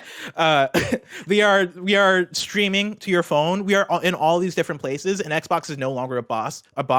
We are just a platform in the way that, like, correct me if I'm wrong, is EA Play or like any Ubisoft services, are any of those on PlayStation as like Ubisoft's service? Ubisoft Plus is now either available or about to be available on consoles for the first time, and it's coming to Xbox. That is not to say that it's merging in Game Pass, because I know a lot of people were confused when that story hit. And then EA Play, there's a relationship with Game Pass, and the only relationship is that you kind of have it integrated where you have like the base free EA Play, which allows you to like play a game for X amount of hours. But if you actually want like access to EA Play, which is like EA's version of Game Pass, that you do have to pay for. I think too, EA Play is on PlayStation. Okay, and it happened a while ago where sure, EA Play came to Xbox first, I think, because PlayStation said no, and then eventually came back around to PlayStation. But that's like more of that has way more neutrality to it. And even then, they initially said no until they've maybe felt like they had to say yes. I don't know, I'm not in the room, right? That's way more of a neutral move than like letting Microsoft's Game Pass onto PlayStation. I think too, really quick, it's interesting for you to mention like, well, that's the old way of thinking. We're in a new era where the competition isn't like that. I think it's so funny that Xbox sells it's not about competition while making some of the most competitive moves in the industry. But they can do that very easily because that fits in with their brand, and it's easy to hide. They like are very good at messaging slowly, and before you know it, it's like, oh, actually, I did buy this, and this is a competitive move, and we are trying to dominate, but not actually. Like, we're here, and we just want people to play games. Like, and hey, man, like Starfield, like, I mean, yeah, you have to play that here, but like play anywhere as long as it's us, and if that's us on somewhere else, like I think that just fits their ethos way more than PlayStation opening those gates. Like Xbox is doing. They are dominating or trying to dominate with such like a friendly attitude, which is so interesting to see, because it's like you don't even know what's happening until you turn around and like there's not anything left, which is what and that's the big concern. I think we were you blessing you before the break. You talked about the fact of like, oh man, like what happens 4 or 5 years down the line, our PlayStation gamer is going to be upset about this, and that's the cause for concern now, I think, and why I think if I'm at PlayStation, or I think at PlayStation, they're saying, hold the line. We still have everything. Don't let these headlines get in your head about it. Whereas if you get 4 or 5 years down the line and people are upset, it's too late, right? The genie's out of the bottle. Like, you've already had this 4 or 5 years of exclusives that are only over on Microsoft that you couldn't play here, and you're now PlayStation's upset and starting to make these moves. They're on their deathbed or something, like Janet's talking about, or at least desperate because their backs are to the wall, right? They've seen their numbers dip. Xbox has gone up the other way. But then we get into this conversation of what Xbox's whole argument seems to be right now is not about being in the box business. It is about having Game Pass everywhere and being everywhere you want to be. So it makes sense to come to PlayStation. And as we go around and around with this question, I thought this was an interesting one on patreon.com/KindaFunnyGames. Every time we talk about this question and, all right, will PlayStation let Xbox onto the platform? It's, well, Xbox clearly wants to be on the platform. PlayStation doesn't want them because of their own thing. Spartacus coming up. They want you to buy the games, yada, yada. Sent the Prophet had this interesting take on it. That was actually Xbox not wanting Xbox Game Pass on PlayStation. Because he said, zero chances in my eyes. It would make PlayStation the absolute PlayStation. For any gamer except those PC guys, will be recommended a PlayStation 5 with Game Pass. From there, Sony can bleed subscribers towards Spartacus. Going forward, it'll be aggressive Game Pass expansion, but mostly on smart TVs. Again, we're talking about what is Xbox's real goal. I do think that they changed the goalpost at one point to, fine, it's about subscribers, it's about Game Pass, because that was a battle they could win. Whereas, we're talking about how PlayStation versus Xbox, the juggernaut success of the PlayStation 4, and then clearly that was going to carry over unless, it was one of the whatever follow-up consoles we've talked about a million times that fucks it all up and fucks up the numbers, but it didn't look like that was going to happen for PlayStation 5. And so how do you make up mind share and market share? You have to come up with a new initiative. Obviously, gamers and game press and the media have responded positively to Game Pass. So you change it, right? You change the narrative, like you're talking about, Janet, of, well, now it's about subscribers. It's about access. It's about being everywhere. If all of a sudden tomorrow Xbox Series X and S's started outselling PlayStation, we'd really quickly pivot back to, well, it's about the console too. Like, we using our console. We want it all about that. So this is an interesting take from Sent the Prophet that I don't know if I necessarily buy in terms of Xbox being the ones who wouldn't want there, but it's an interesting argument that I can't argue with that. Yeah, like, that is a good point that if Xbox Game Pass was on PlayStation, then why would you ever want to buy an Xbox? But I think that's pretty sound of like an argument, because again, like, while they do seem to value subscribers more than anything else, is that because that you don't, a lot of these decisions too, and again, like, creativity does play a part in it, and your vision, your ethos, and how you want to move forward in the industry and how you want the industry to perceive you definitely plays a role. But it's like, it's not like they were just like selling like crazy and then they're like, let's just completely pivot because this isn't what they adjusted for, what wasn't working, and they pivoted, and now they've kind of developed a formula that I think is, highly enticing for a lot of people. And that now with this acquisition, a lot of people are saying, can Xbox really dominate the space in a big way that it actually hasn't before, or that it currently doesn't even at this time of recording, but can it move there? And I think part of that is, if you want to get there, part of that would be killing PlayStation. And I feel like people don't really like to have that conversation because it sounds really malicious and petty. And I think we've made like a lot of great advancements in how industry leaders talk to each other and the ways they can now work together at a much higher capacity than we saw like back in the 90s or 2000s. But at the end of the day, this is still a competition. And this is like, that is what it is about. And if there's not a PlayStation around, well, if you're gaming on console, you're going to have to buy an Xbox. Like, that's, and if you didn't buy, where maybe you wouldn't have bought one before. And I think that still has value, even if the Xbox is a stick I put into my TV or a certain TV I buy or whatever. And at the end of the day, what Microsoft wants is you to know Microsoft, Xbox. If we got to put an Xbox in your house for you to be on Microsoft, that's fine. If we got to have Minecraft on your PC, we want it to be Microsoft, because that is why Microsoft even made Xbox to begin with. Yeah, I think I think a lot of this is interesting because I still fall on the side of I don't think it needs to be as much competition as it has for the longest time.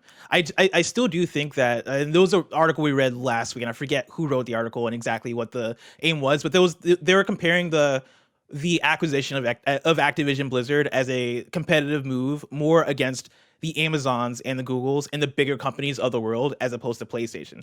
And that's kind of where I see it too, where like in terms of the neutrality aspect of EA Play, and like how that's probably more of an easy thing to bring onto PlayStation just because EA is already third party, EA is already making games for us, yada yada yada. I think Microsoft Xbox would like to be in that same place, and to the point of like, yeah, like, what does that do for our boxes then? I do think that might then free you up to go, all right, so for what Xbox Series is, this is pitched as you're going to get your Series S, you're going to get your Series X.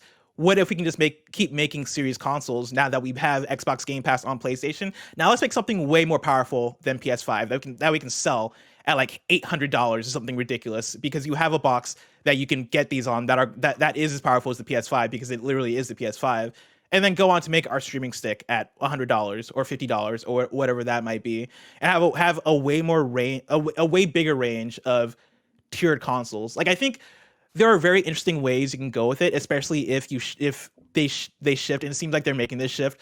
If they shift their strategy more so to making Game Pass the profitable thing for them, and like making it profitable by putting it on PS5, or on PlayStation, which already has millions and millions of people on there.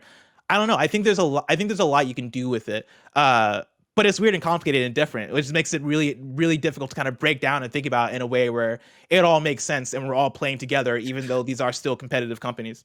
And that's the thing, is like, you talking about, there's a million different, like I'm talking earlier with the multiverse strategy of it, right? Like Kebabs enters into something that we don't know, but would be a game changer, right? Kebabs writes into patreon.com/KindaFunnyGames, says, if Project Spartacus is what we think it is, then unless it crashes and burns faster than PS Now probably should have, there's no way Game Pass makes it onto PlayStation. However, I think that if Game Pass does come to PlayStation, it will only be for multi-platform titles and not Xbox exclusives like Halo, Gears, and Forza. Like, that's another wrinkle, multiple actually. Play but Pass, Game Station, Project Spartacus, right? Like, that we assume is 100% real. It's supposed to be revealed this spring, and I bet them that's so far along that they're not going to pull up. I'm so scared to see that. Like, now more than ever. Like, I just feel like it's because now it's going to be a foot race with Game Pass, and clearly Game Pass is such a head start. Well, I do think out of the gate, they're gonna be like, this sucks. I do think, like, not to interrupt you too much, but like, I think with Project Spartacus, it's not even that it needs to be as good as Game Pass, nor do I think, I struggle to imagine a world where it could be like at that tier, just because Game Pass has had a lead start in that sense. They've kind of fine-tuned it and been adding, and like, there's such a natural good cadence, and like, it's hard to find a gamer that that doesn't have Game Pass, frankly, especially like in media and stuff, while the other ones, it doesn't quite apply that way. But I think if they make it good enough, it doesn't need to be as good as Game Pass. Because again, like with PlayStation stuff, we're here for the PlayStation games and those titles and those franchise. And we look at things like PS Now, and we see a lot of old franchises that we do love that we just wish we could download, and all these other things. Like, I think it can be worse than Game Pass and still be really exciting for PlayStation fans, because it does not need to have the same kind of offerings. Like, a worse version would still be more exciting because it'd be better than what we had before. And it kind of reminds me of, like, I always think about, what if Nintendo just had like the smallest version of Game Pass? It would blow everyone's mind if you could just get like this. I think you mean Switch Online, the expansion pass. Yeah, if Switch Online was good, like even a little bit good, it doesn't even have to be fire, but it would just like, it's so weird, but like with companies like this, sometimes you can do something worse that other people have already done, but because it's under a certain brand with certain IP, it like doesn't matter. And I think that's kind of where Project Spartacus lies, where it doesn't have to be as good as Game Pass, but it has to be something that PlayStation fans can look at and get excited about, like a slightly more beefed up version of like the PlayStation collection, which I think was super exciting that everyone had. I don't know anyone that looked at that and thought it was like a week offering. Now, part of that's the element of surprise. Like, we weren't expecting getting it. Really? When they first announced it, I was like, "This is whack." Because when they first announced it, it felt in the video at the end of that PlayStation 5 presentation, it felt like it was being presented as, this is our Game Pass. And when they went through the games, I was like, "Oh, all right, cool. I wish you would have talked about this differently, or at least like shown it in a different way that did get me excited for what this was." But yeah, like PlayStation Plus collection, it being what it is, I think is a great thing and is a big value for people that are buying a PS5 that didn't have access to those PS4 games. But to your point, I think in terms of expectation for Project Spartacus, I do not think it has any chance of being as good as Game Pass, and I think that's fine, right? Like, there's no chance that you're going to get the best of the best PlayStation exclusive games on Project Spartacus day one, and so automatically you're not going to get. It's not going to be what Game Pass is. I think it's going to exist somewhere in the middle in terms of, all right, yeah, they're packaging up PlayStation Now in a different way that makes more sense, and we're going to get our PS1, PS2, and PS3 games if that pans out, and I think that'll be something that makes people happy. ultimately, I think there's going to be things with it that make people go, oh, why'd they make this decision? You're going to have those weird PlayStation decisions with it, right? The WPDs, where you're like, Oh, no. oh, why'd they do that? Oh, why do they only have this selection of PS1 games? Oh, man, I'm only streaming my PS3 games still. I think you're going to have weird stuff like that makes people go, but then also make people go, okay, but at least I can do X, Y, and Z thing. And I think that'll be it. I still fall in the place where I don't know if Project Spartacus's existence negates Game Pass coming over to PlayStation. Because again, the way I view it still is like, I imagine booting up my PlayStation and I imagine the icons being the games that I own, right? In the way that I have it up, right? My crap, what's the game that I own that it's not embargoed? I have X, Y, and Z game on my homepage, right? And then I tab over and it's, oh, okay, my EA Play box. I scroll over, it's my Project Spartacus box, and I scroll over and it's my Xbox Game Pass box. And Xbox box?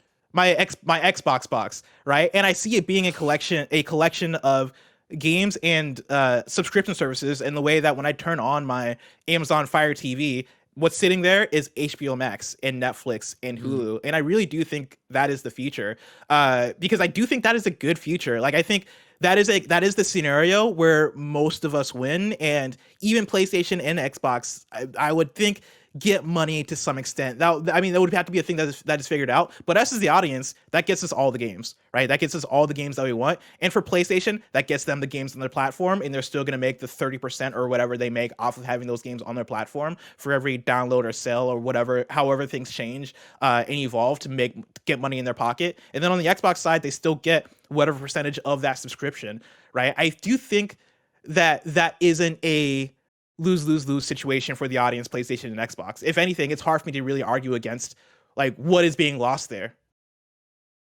It's bravado, right? And it's ground in whatever war you're fighting. And I think that's the thing, is I think that future is, if Xbox tomorrow was like, we're done with the consoles, Xbox Game Pass is what we do now, and we also publish games that you can get them all here for $9.99 a month or whatever, or you can pay $70 on PlayStation for it. Then I think you'd see, okay, a inevitable future where that comes to PlayStation. But I think as long as there's the box, I think PlayStation wants to fight them on that front and what that actually is. And so then you get into this whole conversation of because even to come back to this conversation, Xbox Game Pass for the longest time seemed like it was a no-brainer to come to Switch. Like, I thought, and I don't know if I thought it, but we talked so much about it that it was like, I could see that future, especially with them bringing stuff like Cuphead over and like all these different things. I could see exactly these options for that actually happening on Switch, because again, Nintendo is in such a different lane, and they already are, in Japan and here in America a little bit now, doing so much with cloud streaming and seeing what that is, how that would work on Switch to bring a bigger game like not Alan Wake, Control. Get that to work over there. And so the fact that they haven't done it, exactly, did it work? And that's the other question about this too. I played a little Monkey's Paw. I think, and I would love Game Pass on Switch, because Switch, the difference between like the conversation of Game Pass on Switch versus Game Pass on PlayStation, these names are getting so like jumbled up in my mind, is Nintendo never got those games and was never getting them anyway.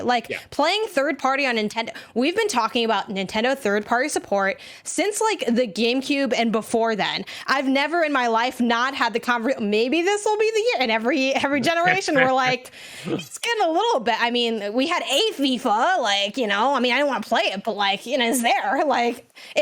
That's like so apples and oranges for that reason. And then also there's like the other wrench of it being like this weird handheld hybrid console and just kind of functioning differently. But even if it was on Switch, I'm like, I can't imagine it like running very well though, because even if it's just I don't know. I think that is why they're going for streaming so hard, right? I think that's why they're figuring out streaming, not just for Switch, but for phones and everything else. And like, to their credit, like Xbox cloud streaming is pretty impressive. When I've tried it out so far, like even they've implemented on Xbox Series X now. Like, I've gone and I've booted up random games from Game Pass, and I went, I could download this, or I can just stream this right now. And the streaming works, and like, it's streaming, so it's not perfect. And I still don't know if we're going to get to a place where it's ever perfect, but if you can get to a place where it's good enough, then I'm sure Nintendo, I think would be a bit like not non-willing to bring on Xbox to the platform for, honestly, I think similar reasons as PlayStation. Of course, like PlayStation already have those third-party titles that are coming there anyway, but for Nintendo, I do think it's bravado as well, right? Like, oh, we don't want to have Xbox games on all of these games come to our to Switch, and all of them be through streaming technology that we have to trust you for in order, like we have to trust you to keep it up and keep it quality and all these things. Like, no, we're Nintendo. We're known for the quality of our own games. Like, let's not let that happen. And I think PlayStation probably has similar things there too. I think once we get to the point where Xbox has so much, like has Activision, has like whoever else they buy, I think it will be a thing of, all right, well, we got to do it now. At least on the PlayStation side. On the Switch side, I think it becomes more questionable for me, where it's like, we didn't have these games anyway. We're not losing Call of Duty on Switch. Jumping off of one of the things you said there, right? Like, I feel from PlayStation's perspective, putting Xbox Game Pass on there, another reason they wouldn't want you to do it is the fact that inherently, where we're at right now with broadband in our country and how streaming works, is that, like we said, it's pretty good for streaming, or it's close enough, or there's a little latency, yada, yada, yada. Like, I feel like there'd be such a rush to it of like, Xbox Game Pass is here and it's hundreds of games, including all these Xbox exclusives that I haven't been able to play because I only have a PlayStation. Neat. You start it up, you jump in there, you go, and the first time it hitches and you die, like trying to make a jump as chief or whatever, or, you know, you miss a shot or this doesn't happen. You're like, damn, this game was cool up until that point, and it also isn't running in 4K. Maybe I do want to try this on my PC. I paid for Ultimate so I could use it there. Maybe I do want to try this on. Maybe I should go buy an Xbox Series S. I feel like it's almost giving them that taste, and like that would be a bad news for PlayStation if it wasn't running flawlessly, giving somebody a taste of what's over there, let alone the breadth of content. If it was that you boot it up, you're like, oh my God, all the shit's here and Starfield's here. I forgot all about that and I didn't get to play it. Like, you start it up, you don't have a great experience, but you liked what you played enough to be like, you know what, I want to take a shot on it. I think that opens the door for you to play this somewhere other than PlayStation, and they don't want you to leave your PlayStation. Makes sense. Do you think, this is a purely hypothetical question, because like this would never happen, but do you think if Xbox came to PlayStation were like, let us put Xbox Game Pass on PlayStation, and PlayStation was like, we'll do it if you discontinue the Xbox Series X and only make like only make like a gaming PC or something that is way lower tier than the PlayStation 5. This sounds like what, like fucking like when you're a kid and you're making Monopoly trades. You know what I mean? Like, I'll give you Boardwalk, but I get free rent for life and It's like a seller's a Catan, where I'm like, I'll give you my sheep, but you buy me McDonald's after this. Yeah, something like that. Exactly, right. No way. I don't think that would happen. Janet? No. Well, I mean, that's also why, like, but you don't think they would them... say yes to it? Like, not that, no, like, I don't think the scenario would happen. I don't think they want to work together to that degree anyway. Like, I am more in the camp of, I think Microsoft is doing its thing and PlayStation's doing its thing. And sure, there's conversations, right? Phil had some good talks. Like, and who said who? You said that you had good talks. The people you were talking to didn't say they had good talks with you. You know, like, I don't know what those conversations are like. But I don't think it's Microsoft, as much as they can seem like we're all about just moving gaming forward. I don't think it's as kumbaya as people want to perceive it to be. Sure. Not that I think, it's super shady either. Like, this is a business, and part of that is competition. And yeah, sometimes you do have to work together because it makes more sense, or there's like games that share platforms and things like that. But yeah, like, I think if Microsoft had a magic wand, PlayStation would be dead. And I think PlayStation would also do the same thing. Damn. And I think it's just facts. I mean, like, obviously, maybe they wouldn't, like, oh, it's going to hurt gaming as a whole or something. Like, maybe they'd think third brain, third eye, or whatever like that. But yeah, if you didn't exist, there'd be no one but me. See, that's where I disagree, because I think I agree with you in terms of the kumbaya shit. Like, I don't think it is all like kumbaya in terms of capitalism and corporations. Like, no, it is cutthroat. It is about the money. What I do think is that the money is coming differently from Microsoft now, where if they had a magic wand, the magic wand would be to put Xbox Game Pass on PlayStation and on Nintendo Switch and have it everywhere. That way they are winning in all. Like, I think the wand would be put Mario on Game Pass. Like, why should they let go of one of their best things to potentially amplify your platform? Because they're getting money that way. Ways to play Game Pass. Like, I don't know. I just don't think. I think you make more money with Game Pass in more places. And for PlayStation, where there's over 100 million PlayStation 4s out there, and now like over 10 million PS5s and counting. I think you immediately do.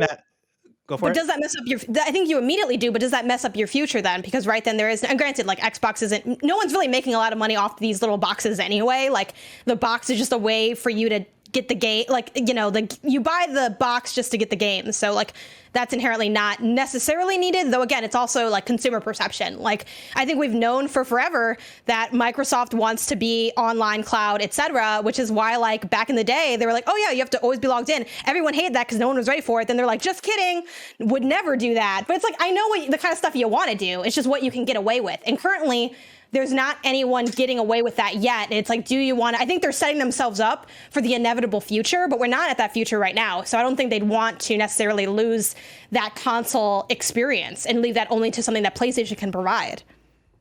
And that brings us back to the question of inevitability. And I want straight answers in this prediction. You can put it into your little time capsule here. Will Xbox Game Pass ever come to PlayStation? Ever come to PlayStation? Janet Garcia. No. Okay. Blessing Eddie Oye Jr. 100% yes. Greg Miller. Yeah, I'm like, he's just waiting for. Well, like, I'm thinking it's like because it's again. You're thinking it's your straight answer. What's in your when you look inside your heart and your mind? I think yes. I think yes, they will figure because we didn't say PlayStation 5, we said PlayStation.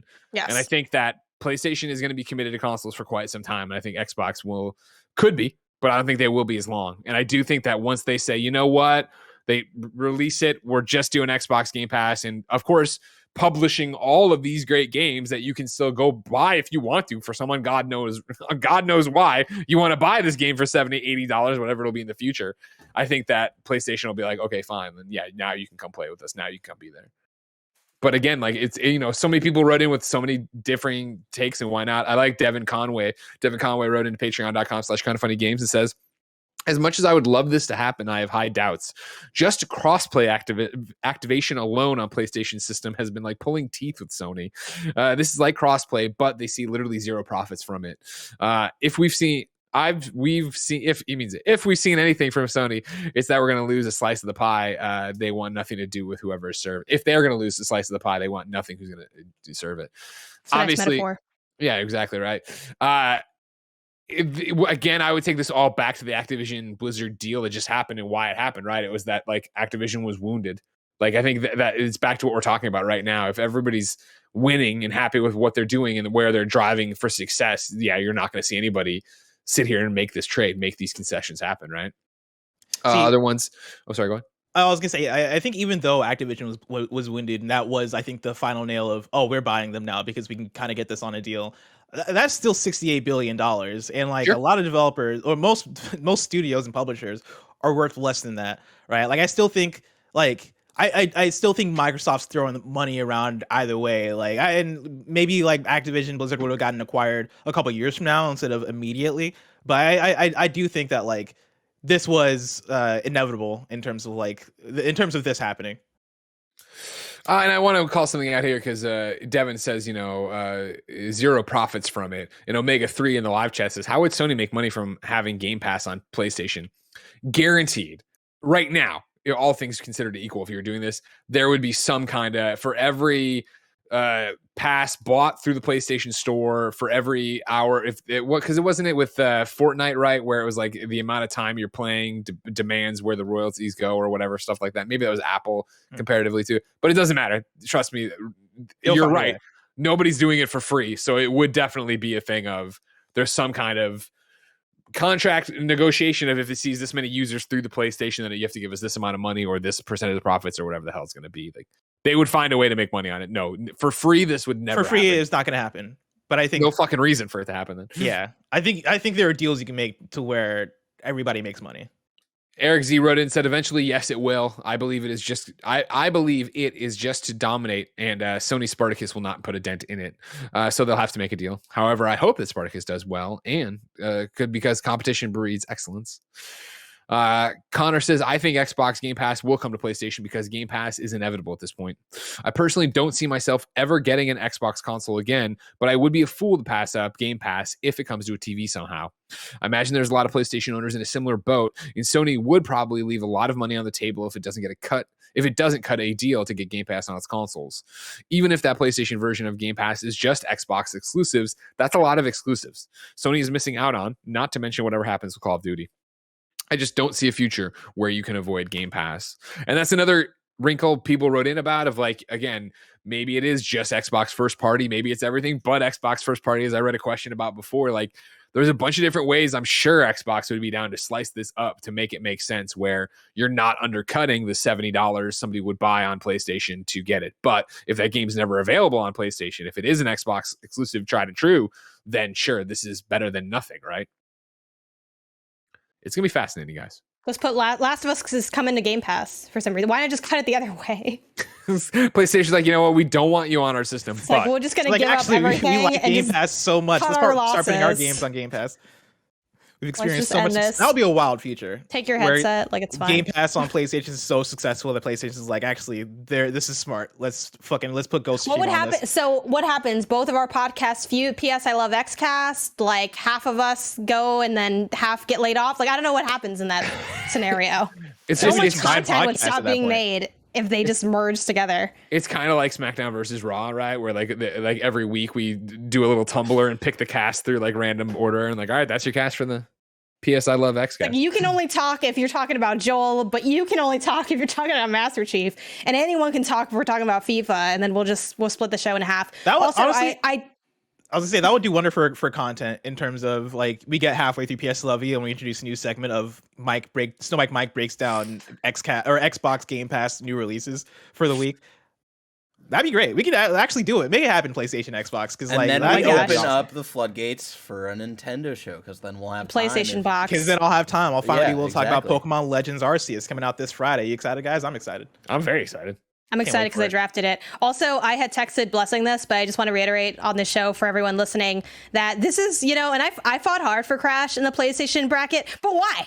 You know what I mean? Like, Oh, the best showed character? his true colors. How are you? That's why he's not the best PlayStation character.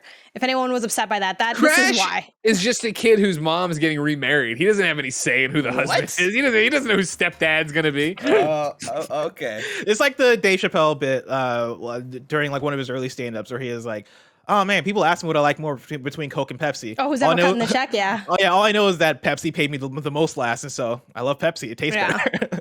That's what Crash Bandicoot is.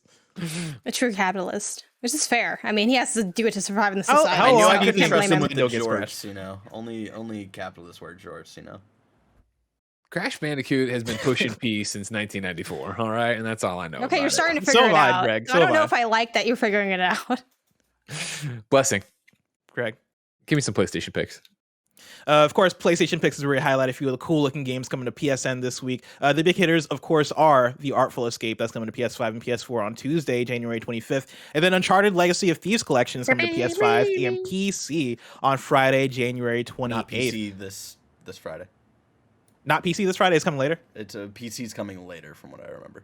That's correct. Good call. Good call. Well, how dare you? Where did I get this list? I got this list from Game Informer. How dare you, Game Informer, mislead me in that Fix way? your shit, Game Informer.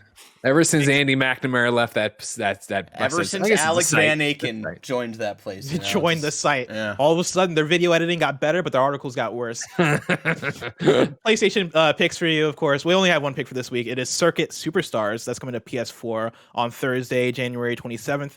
Circuit Superstars is a top-down racer built by racing fans for racing fans, celebrating generations of racing, focusing on driving that feels great, but with a high skill ceiling that will have players spending hours honing their perfect lap.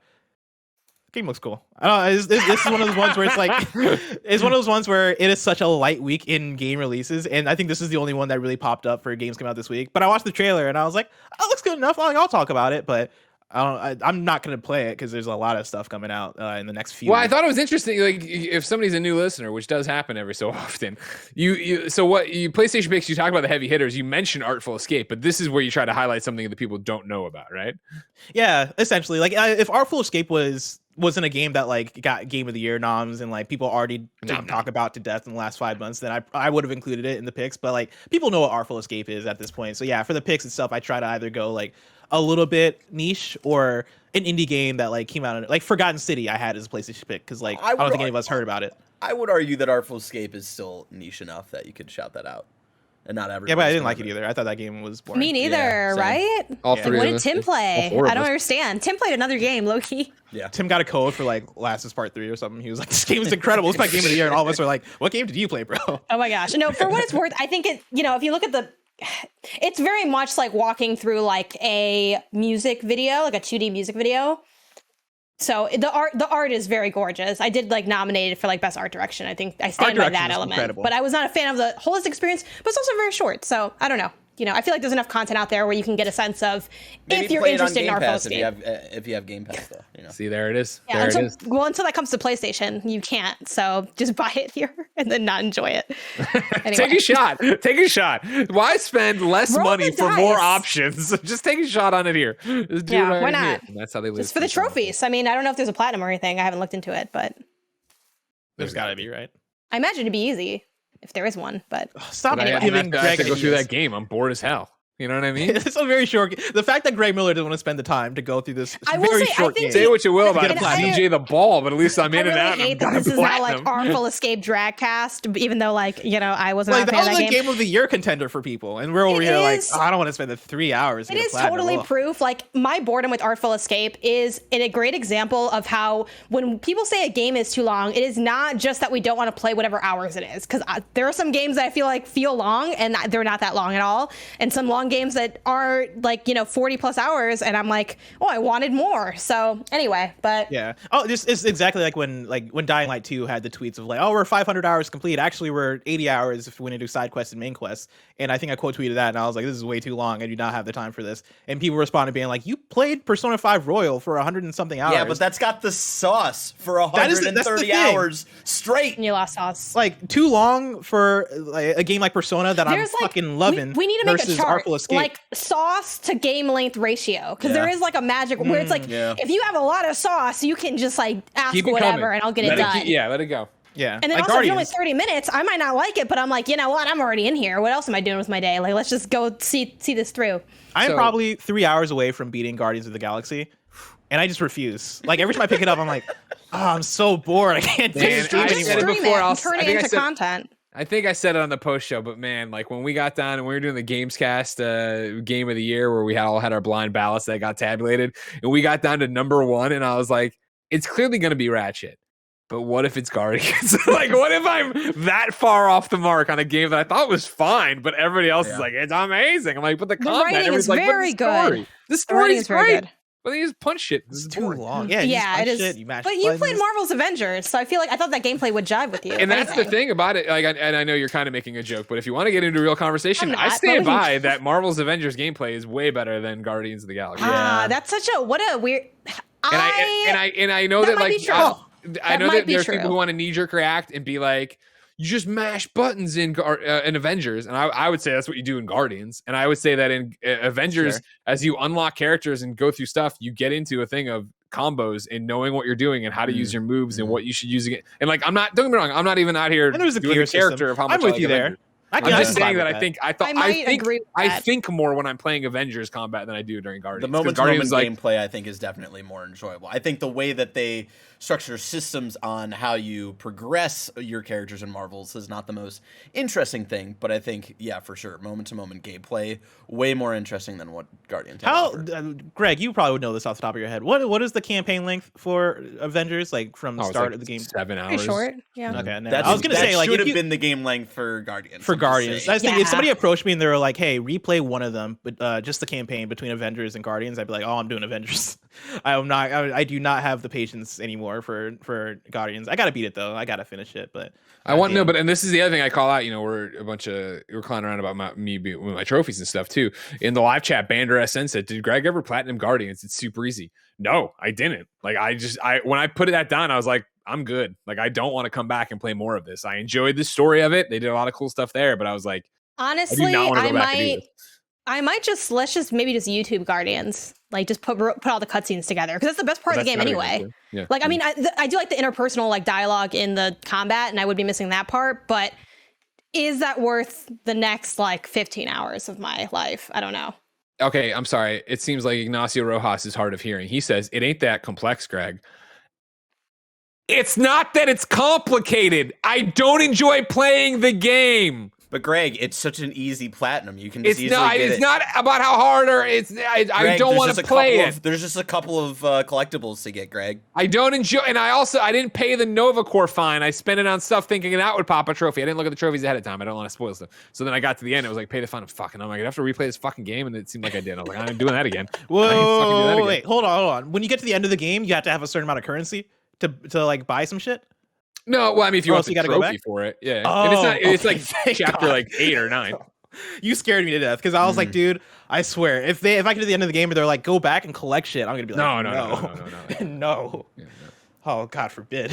Yeah, just watch the rest of it. I had to watch the rest of Persona 4, and that was a good game. I'm like 3 hours. Oh I can finish God. it. It was just about me being patient and like pushing through it because I did enjoy. I like the. I sound like I hate the game. I like the game. I Yeah, just me too. hate playing it. Like Well, I like actually, I the thought it was story and how it looks and all these things.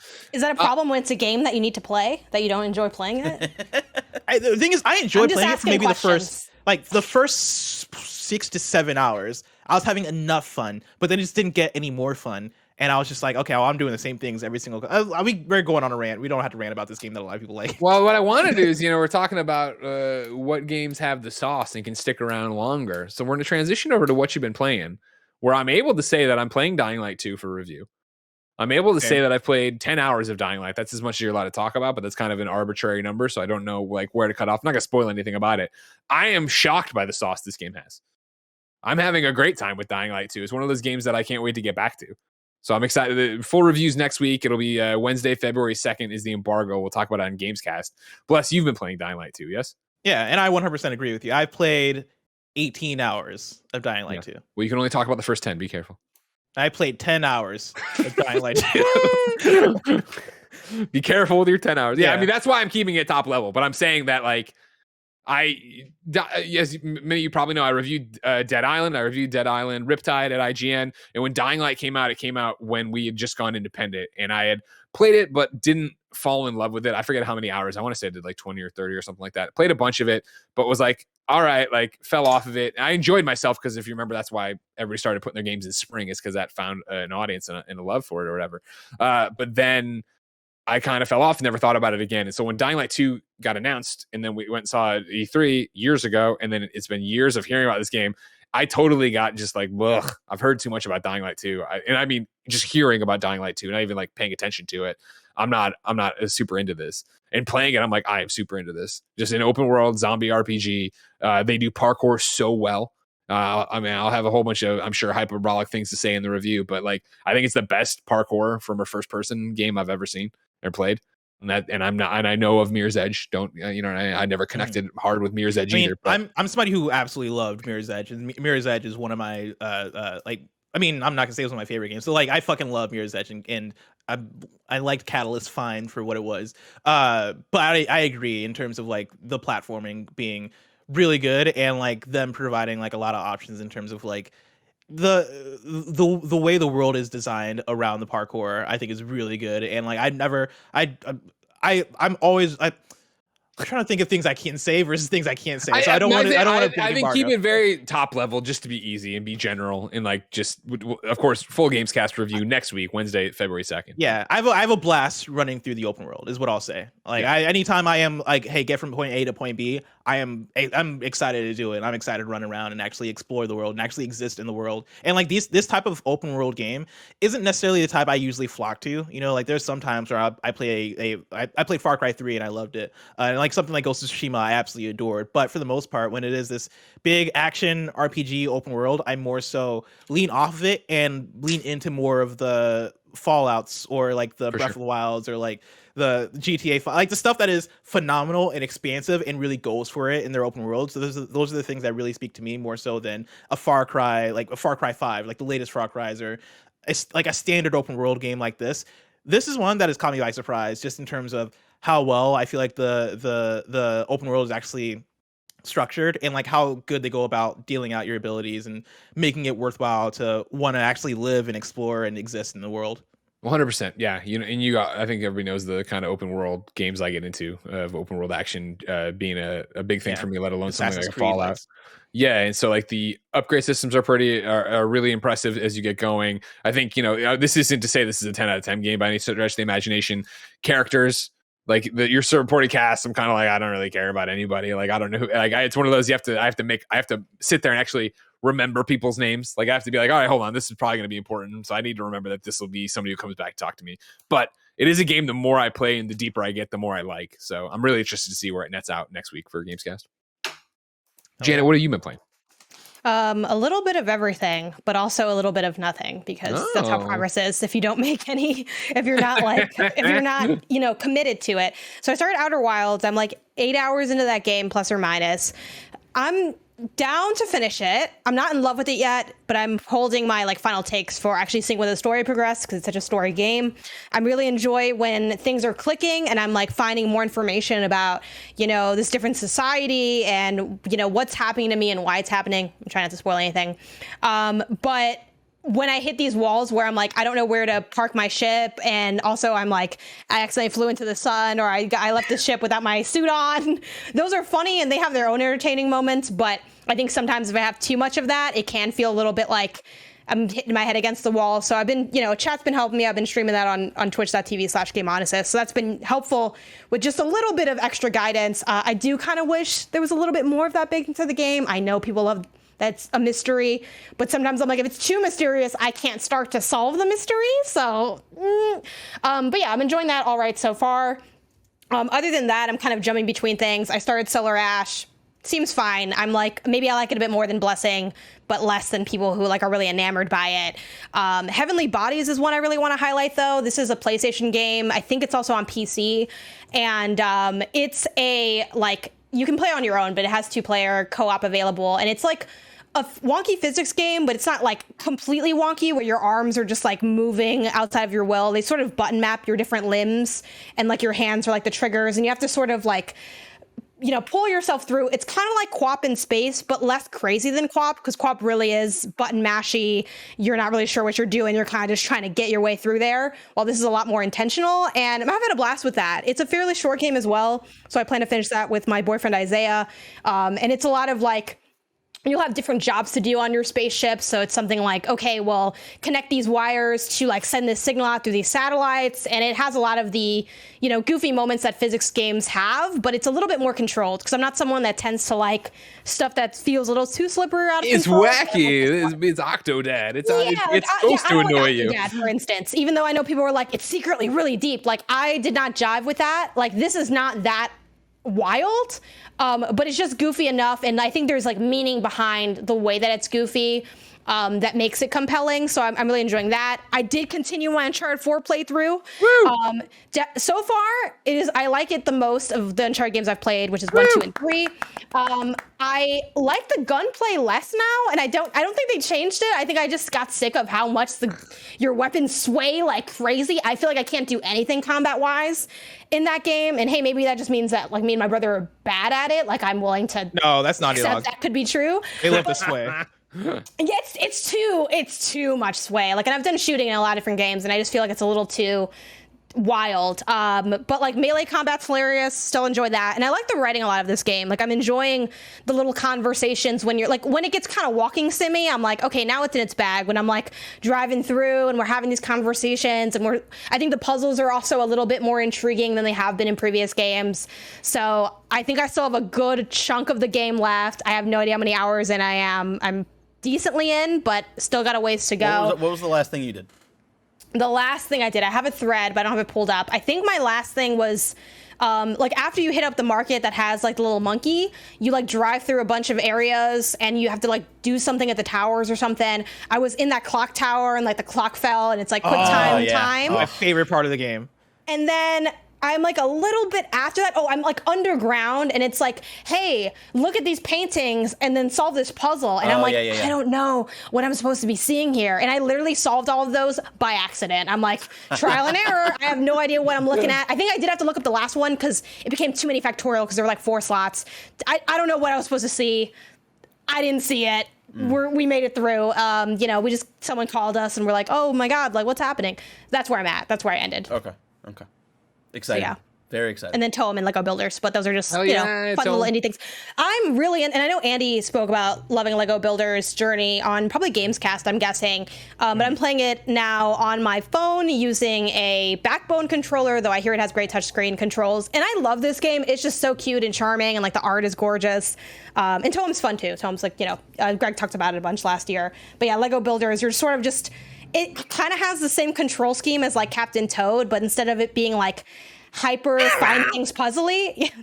I was not expecting that, but yes. It's like traversing to like you're like a kid getting to their dad and you're just kind of lightly laying the blocks and like it's just very soothing. That's like one I'm just super excited to go back to. That's probably the one I'm most excited to revisit of the ones I'm currently playing, but I plan to roll credits on all of those. We'll see. There's a lot of I'm like playing like 8 things right now and making progress on none of them, so we'll see. Well, and luckily there's nothing coming up in the next few weeks to just completely. Oh no, it's like clean slate. But yeah, I mean, knocking Horizon out, I feel like that you would think that would clear a lot of time in my schedule, but The I first didn't have time Horizon, for not Horizon. Forbidden I was West. just putting a bunch. So That's far a good ahead of the game. clarification. Yeah, like I'm playing stuff people haven't even developed yet or finished. Like, yeah, absolutely ahead of the curve. was But yeah, I don't Ragnarok. know what I'm digging into next, but I want to knock out these games. I do plan on playing Lost Legacy. Maybe Are you by gonna play then. Dying Light 2? I'd like to. I don't know when or what that looks like for me, but I do want to dip into it because I'm interested in the parkour. I didn't play Dying Light 1, but I like the parkour element. The traversal seems fun. So yeah, I'd like to play it. We'll see when I can get around to it. Blessing, what you been playing? I recently went back and beat Spider-Man Miles Morales again, just because I was bit by the Spider-Man bug after watching No Way Home, and I'm pretty sure it was this show that I talked about doing the Spider-Man remastered DLC, City That Never Sleeps. Beat that and was like, man, I want more Spider-Man still, and so I went to Miles Morales, and I remembered that I still hadn't gotten the platinum for it, and so I got back on the platinum journey. I finished doing the campaign again, and it's funny because as I was playing it, I was thinking about like the episode of PSW did like half a year ago where it was Greg Miller apologizes. And it was you being sorry about like how quickly you judged Little Hope, Dark Pictures Anthology, and like talking about like, oh no, actually it's good. I was thinking that I was gonna have that same experience when I first started up Miles Morales, just because I was like, okay, well, I'm way more in the mood for this. I don't have other games that are like blocking my my attention span. Like I can fully devote to this thing and really go for the platinum. And like also playing Spider-Man Remastered, I was having such a great time with that. I was like, there's no way that I'm not gonna love Miles Morales this time around. And I finished it, and I was like, nope, I feel the exact same way that I felt when I played this last or when it first launched on PS5, which is it's a fine game. It's good. I mean, it's Spider-Man, right? So you can only like it having the same mechanics and the same gameplay as Spider-Man means there's no way it can be a bad game, right? Like it plays great, but I just was not invested in the story once again. Like I found myself being like, why are we arguing? Why is this character doing this? Why is this character even here talking about I forget his name, the dude who's the real villain, who's not your friend that ends up being the I'm Tinkerer. not gonna say that. Yeah, it was like, Everybody should was play. it I'm not Troy gonna Baker? ruin it. Just Troy Baker. Yeah, right? it was Troy Baker. Troy Baker. Yeah, Troy Baker's character. I'm still like, why are you even here? Why are you here? Yes, that's weird. That was weird. And yeah, by the time I finished the story, I was like, damn, that felt even quicker than the first time somehow. I can't believe how short this story feels. Like, again, it being short isn't my main issue with it. It's just how much more I wish it did, and like how much more I wish it covered in character development and like the places I wish it went in the story. That said, gameplay's still good, and I probably would have had it platinum by now if I didn't get interrupted by Dying Light 2 and focusing on that game. Doing your job, I understand. Yeah, doing my job. And so good news is I beat Miles Morales, and so whenever I pick it back up next, I'll just be focused on clearing up the open world stuff and doing just the random like get 25 ceiling takedowns and all those things that are going to distract my playthrough. And so there's that. And then I also finished Nier Ending B, Nier Replicant, the Ending B of that game, which if you've not played a Nier before, of course, when you play Nier, you have multiple playthroughs that you do, or at least different endings that you unlock. And like different endings will grant more context to the story and what's going on in the world. And finished Ending B, and it essentially multiplied my love for that game.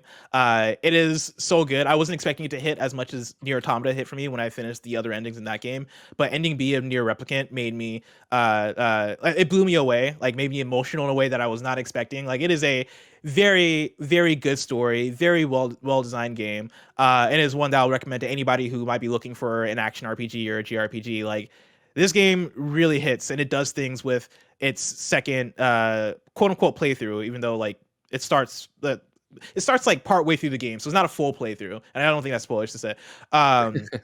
If you're hearing this and you're worried that you got to replay a whole game again, it is not that. But like the way that it grants more context to the story and what's going on, and gives you a whole new lens through which to look at the world. I think it's done expertly. I think it's really really good, and got me in that same place that Nier Automata got me by the time I finished it. So after doing that, I then went on YouTube and watched the other main endings, mainly because. You say quitter, Barrett? Quitter. Listen, all right? I mean, I say this as I didn't even finish the first playthrough, so. That's fair. Here's the thing. I would do it, but to get the other endings, you have to collect every single weapon in the game, and you're doing that for like one cutscene. Yeah. You're doing it for like one cutscene at the end, and I saw that, and I was like, no, I'm not doing this. I'm going to watch these I do remember that, because when I played Replicant, when it originally came out, like I was getting really into it, and I was like getting into all like, oh man, like I'm gonna play this, and I'm gonna get into Automata for the first time, and I was looking up of like, all right, what do I need to do to get all the endings, and then I kept playing, and then I was like, all right, never mind. Yeah, no, and that was my thing too, where I finished ending B, which a friend who had played Nier Replicant recommended playing this way. They were like, ending B or playthrough B is essential. Playthrough B, and then maybe YouTube the rest if you don't feel like going for all the collectibles. And I was like, cool, I'm gonna do that. And then once I did that, I was like, cool, that was worth it. I think like YouTubing these cutscenes was the right choice, because it was like eye-opening stuff, but it wasn't like game-changing stuff in terms of, oh, I should have really worked for this. It was like, no, it's just another cutscene that's going to give you a bit more context. After doing that, I then went, because like it's a story that is filled with mystery, and it's filled with like theory crafting and wondering like, okay, is this like, is this character this? And by the time I watched the endings and finished the game, I was like, okay, I got 90 to 95% of the story down. I should watch a lore video so I can fill in the rest of the 5%, so I can understand what happened in Drakengard and what like the theories a second are. job. Dude, I was in it. I was into it until I realized I'd made a mistake, because in searching for those lore videos for what happened in Drakengard and what's really happening in Nier Replicant / Nier Automata, I went from being like, I get this 95%, to then being like, oh, I get this 20%. It is like Nier Automata and Nier Replicant is like the tip of the iceberg in terms of lore and weird shit and weird iterations in this entire franchise. There's like mobile games. There's like a musical, like a Nier musical that then leads into Nier Automata that fills in the gaps of what happened in this game and where you're at going into Nier Automata. There is shit that happens in Drakengard. There's whole backstories that I just was not aware about, because I am not like keeping up with this shit and all the different like whatever the Yoko Taro's blog posts or whatever on the internet. I'm not keeping up with his bullshit. And so reading or watching the YouTube videos confused the hell out of me, and I was like, I fucked up. I shouldn't have watched these these YouTube videos, because again, I had it and then I lost it. I still love it, but man, I wish I could erase my mind of those YouTube videos that I watched. Regardless, Nier Replicant is incredible. Everybody should go play Nier Replicant because it's a great game, and then play Nier Automata because that's also a great game. Then the final thing for me, because I do want to do photo mode. I know we're going long, but I know you guys have been sitting on this photo mode for a while. I want to call out that I installed a new SSD in my PlayStation 5. WB Black sent me one. So it's Western Digital, but then their Black label or whatever. They sent me the WB Black SN850. What's cool about this is that Emmett Watkins installed his the same day I did, and I saw him talking online about having to put a heat sink on his, and I was like, oh no. And then I opened it up and realized the one I have is not the one you need to do this. This SN850 is the one with heat sink, is the one you just plug in and play. So it was like the easiest thing in the world for an idiot like me, where I popped the lid off, I went in there, unscrewed it, popped it in, shut it, and it was all set and easy to go. How much is it? How much is it normally? SN850, yeah. I don't remember. Let me look it up. I'll look it up. It's 2 terabyte, right? Yeah, 2 terabytes is there. Yeah. And when you say you screw 2 it terabytes, $350 right now. Did you need an actual screwdriver? Damn. Yeah. Cool. I know that's a very specific question, but I'm about to get one of these, so I really did want to know. I need to get a screwdriver then. You can add 5. So I'm looking. It off this now it sounds like an ad. Now it sounds like an ad. Sorry. While I'm here though, I'm on their website. 500 gigs is 139. 1 terabyte is 189, and then 2 terabytes is 349. Sorry. Back to you, Janet. Yeah, I'm just kind of putting it off because they are, pretty expensive, Sure, and sure, I probably would want the 2 terabyte, because what I don't want to do is like buy something that is the cheapest thing I can get, just because it's like cheaper, because I'm probably gonna need the storage. Like I would like to buy something where I don't have to think about it for like the next chunk of my time with this console, which is similar to what I did with Switch, where I bought like also like a 2 terabyte or something crazy for like the memory card, where I'm like, now I don't have to worry, and it's great. With my PlayStation currently, I still am often worrying and playing like, I would like the freedom to not be so honest with myself about my gaming habits, where it's like, are you going to play this anytime soon? And then I'm out here clutching on FIFA for my dear life because I play that game fairly regularly, but it's so huge. I'm so, like when I saw you post that, I was so jealous because I'm like, oh man, I really need to deal with that problem I have. I don't know when I'm going to, but you know, I'll get around to it at some point, but it's good to know that it was an easy process. Yeah, no, it's super simple. I couldn't recommend it enough because when when they announced the expandable storage and how it was, and then people were like, "Well, you got to put the heats." I was like, "I'm not doing any of this until I can just get one that plugs and plays," and this one could. Yeah. So obviously, it was sent to me as a review copy or whatever, and so it plugs, it plays, it works, it does it, and I'm right there as you and I are the same person, Janet. So I'm the same way of like now I can just let all the games stack up and not have to worry about it and delete it when I need to. Blessing, I'll be interested to see what you think when you get yours. Can't wait. I need more space on my PS5. It's ridiculous how little space you have on that thing. For now, though, I need you to tell me about PSILOVEPHOTOMODE. Oh, yeah, of course. This is our hashtag PSILOVEPHOTOMODE from weeks and weeks and weeks ago when we decided that we wanted to review Horizon Zero Dawn since Janet was going to play through it for the first time. And so this has been the bounty for a few months. I'm going to start with the first runner-up, Barrett, if you can pull it up, from Kylie, a.k.a. @LooseHens on Twitter. Of course, for PSILOVEPHOTOMODE, we like to keep it to like one submission per person, but I don't think we haven't mentioned that in a while. And so I'm making an excuse today, and I'm pulling ones that have multiple in them. Kylie submitted 2. This first one is Aloy looking into an icy cave, and I absolutely love how this looks. It looks like it could almost be a painting, with how like the colors run together and like the blue hues, the darkness in like the corners. I think it's such a beautiful look to it. So that's Kylie's first screenshot, and then the second one is Aloy kind of sitting out here in like a deserty area, sitting in front of a cactus, hanging out. And again, it's another beautiful screenshot. I like the placement of like the structures in the background with the cacti and everything. I think it's a very well composed photo. The second runner-up comes from Frog Joshy G on Twitter. This one, hold up, I'm opening up on my side. This one is Aloy. Aloy holding a PlayStation TV remote, which Janet, I think is a reference to like one of our PSLWs during when Greg was on leave. Yeah, it's just, well, the thing is, there's like a certain sector of the community, and I'm pretty sure it's actually just like 1 or 2 people who just always talk about the PlayStation remote. I will say, though, I feel like they lose points here because I appreciate the Photoshop, but this is my picture that I took from this game. Oh. So I feel like you should, I mean, I like the meme energy, but I feel like you should have like... Joshy G is a troll. They're in the chat, and they do admit it was your picture. Now, I'm not going to lie. I snapped on this photo, though, right? Like, it's real good. It's my header right now on Twitter, actually. It's a very good photo. So, there you go. Oh, yeah. Great job. This last one comes from Abram Rhodes on Twitter, @Abram Rhodes, who, again, submits 2 photos, but it's of a Stormbird. He titles it Stormbird Assault. And they're just 2 very great shots of a Stormbird. I especially like the second one of Aloy facing off. You see the lights peering from its eyes. The lens flare there. Yeah, the lens flare is great.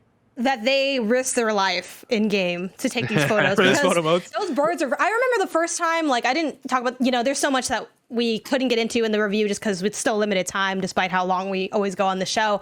But I remember when I first like met those birds, because there's like the Stormbird, which is like the really big one, and then the regular Glinthawks. And I'm like, yeah, man, these birds are like kicking my ass. And then someone was like, have you seen the big one yet? And I'm like, there's a bigger bird. Oh no. Oh no, God. Yeah, I think the Stormbird, and in general, like the kind of more boss-esque machines are very fun because they're like incredibly grandiose and like they build on. I like how well this game built on smaller creatures and then made more like intense enemy versions of them. I feel like everyone had some shots of the Stormbird because it looks. Give me a Horizon Zero Dawn spinoff that's Shadow of the Colossus. Let me climb gigantic monster creatures and then like stab them in the head and then they leak oil. I mean, that's the tall neck. Yeah, but like I mean, I want. you're not killing it. But I bet want you a game get that's that just here. that, I bet though. you definitely get a You fight think so? in Forbidden West where you're climbing and stabbing. I And that'll want be it. the next photo mode, by the way. Let's just do that. We'll put a long Forbidden tail West? on it. Yeah, you know that's coming up. Horizon Zero Dawn, obviously. It was funny to go back and watch all the content we made for that. And I was like, this is the first time I've ever used a photo mode. And I took so many photos and I loved that thing. And then I really started using it in like everything. But it all started there. So you might as well let that one be the next one. Ladies and Congrats gentlemen. again, Abram Rhodes. And it isn't about Abram Rhodes right now. All right, Blessing. I You just want understand? to say congrats because he won, and I just want to make sure people know that he won, and I want to make sure he knows that he won. Blessing, Papa P. I'm paranoid. I just can't sleep. My pocket's deep. Got racks on me. Why are they watching me? It's because you're pushing P, Greg. If they didn't know, ladies and gentlemen, this has been another episode of PS I Love You XOXO. Each and every Tuesday, Blessing, myself, Janet, and Barrett come together to nerd out about all things PlayStation. If you like that, you can watch it one day early as we record it on Monday. Each and every Monday, patreon.com/KindaFunnyGames, where you can write in to be part of the show. Watch it live like Joshy G, the photo stealer, did. And of course, get it ad free. You can even stick around for the post show we're about to do. If you got no bucks tossed our way, though, no big deal. YouTube.com/KindaFunnyGames, roosterteeth.com, and podcast services around the globe each and every Tuesday morning. Like I said, a lot of great content still coming up. Gamescast predictions this week for the year. Next week, of course, we'll be talking about Dying Light on the Gamescast. There'll be a whole bunch of cool stuff for PS I Love You as well. But until next time, if you're not coming to watch the post show, it's been our pleasure to serve you.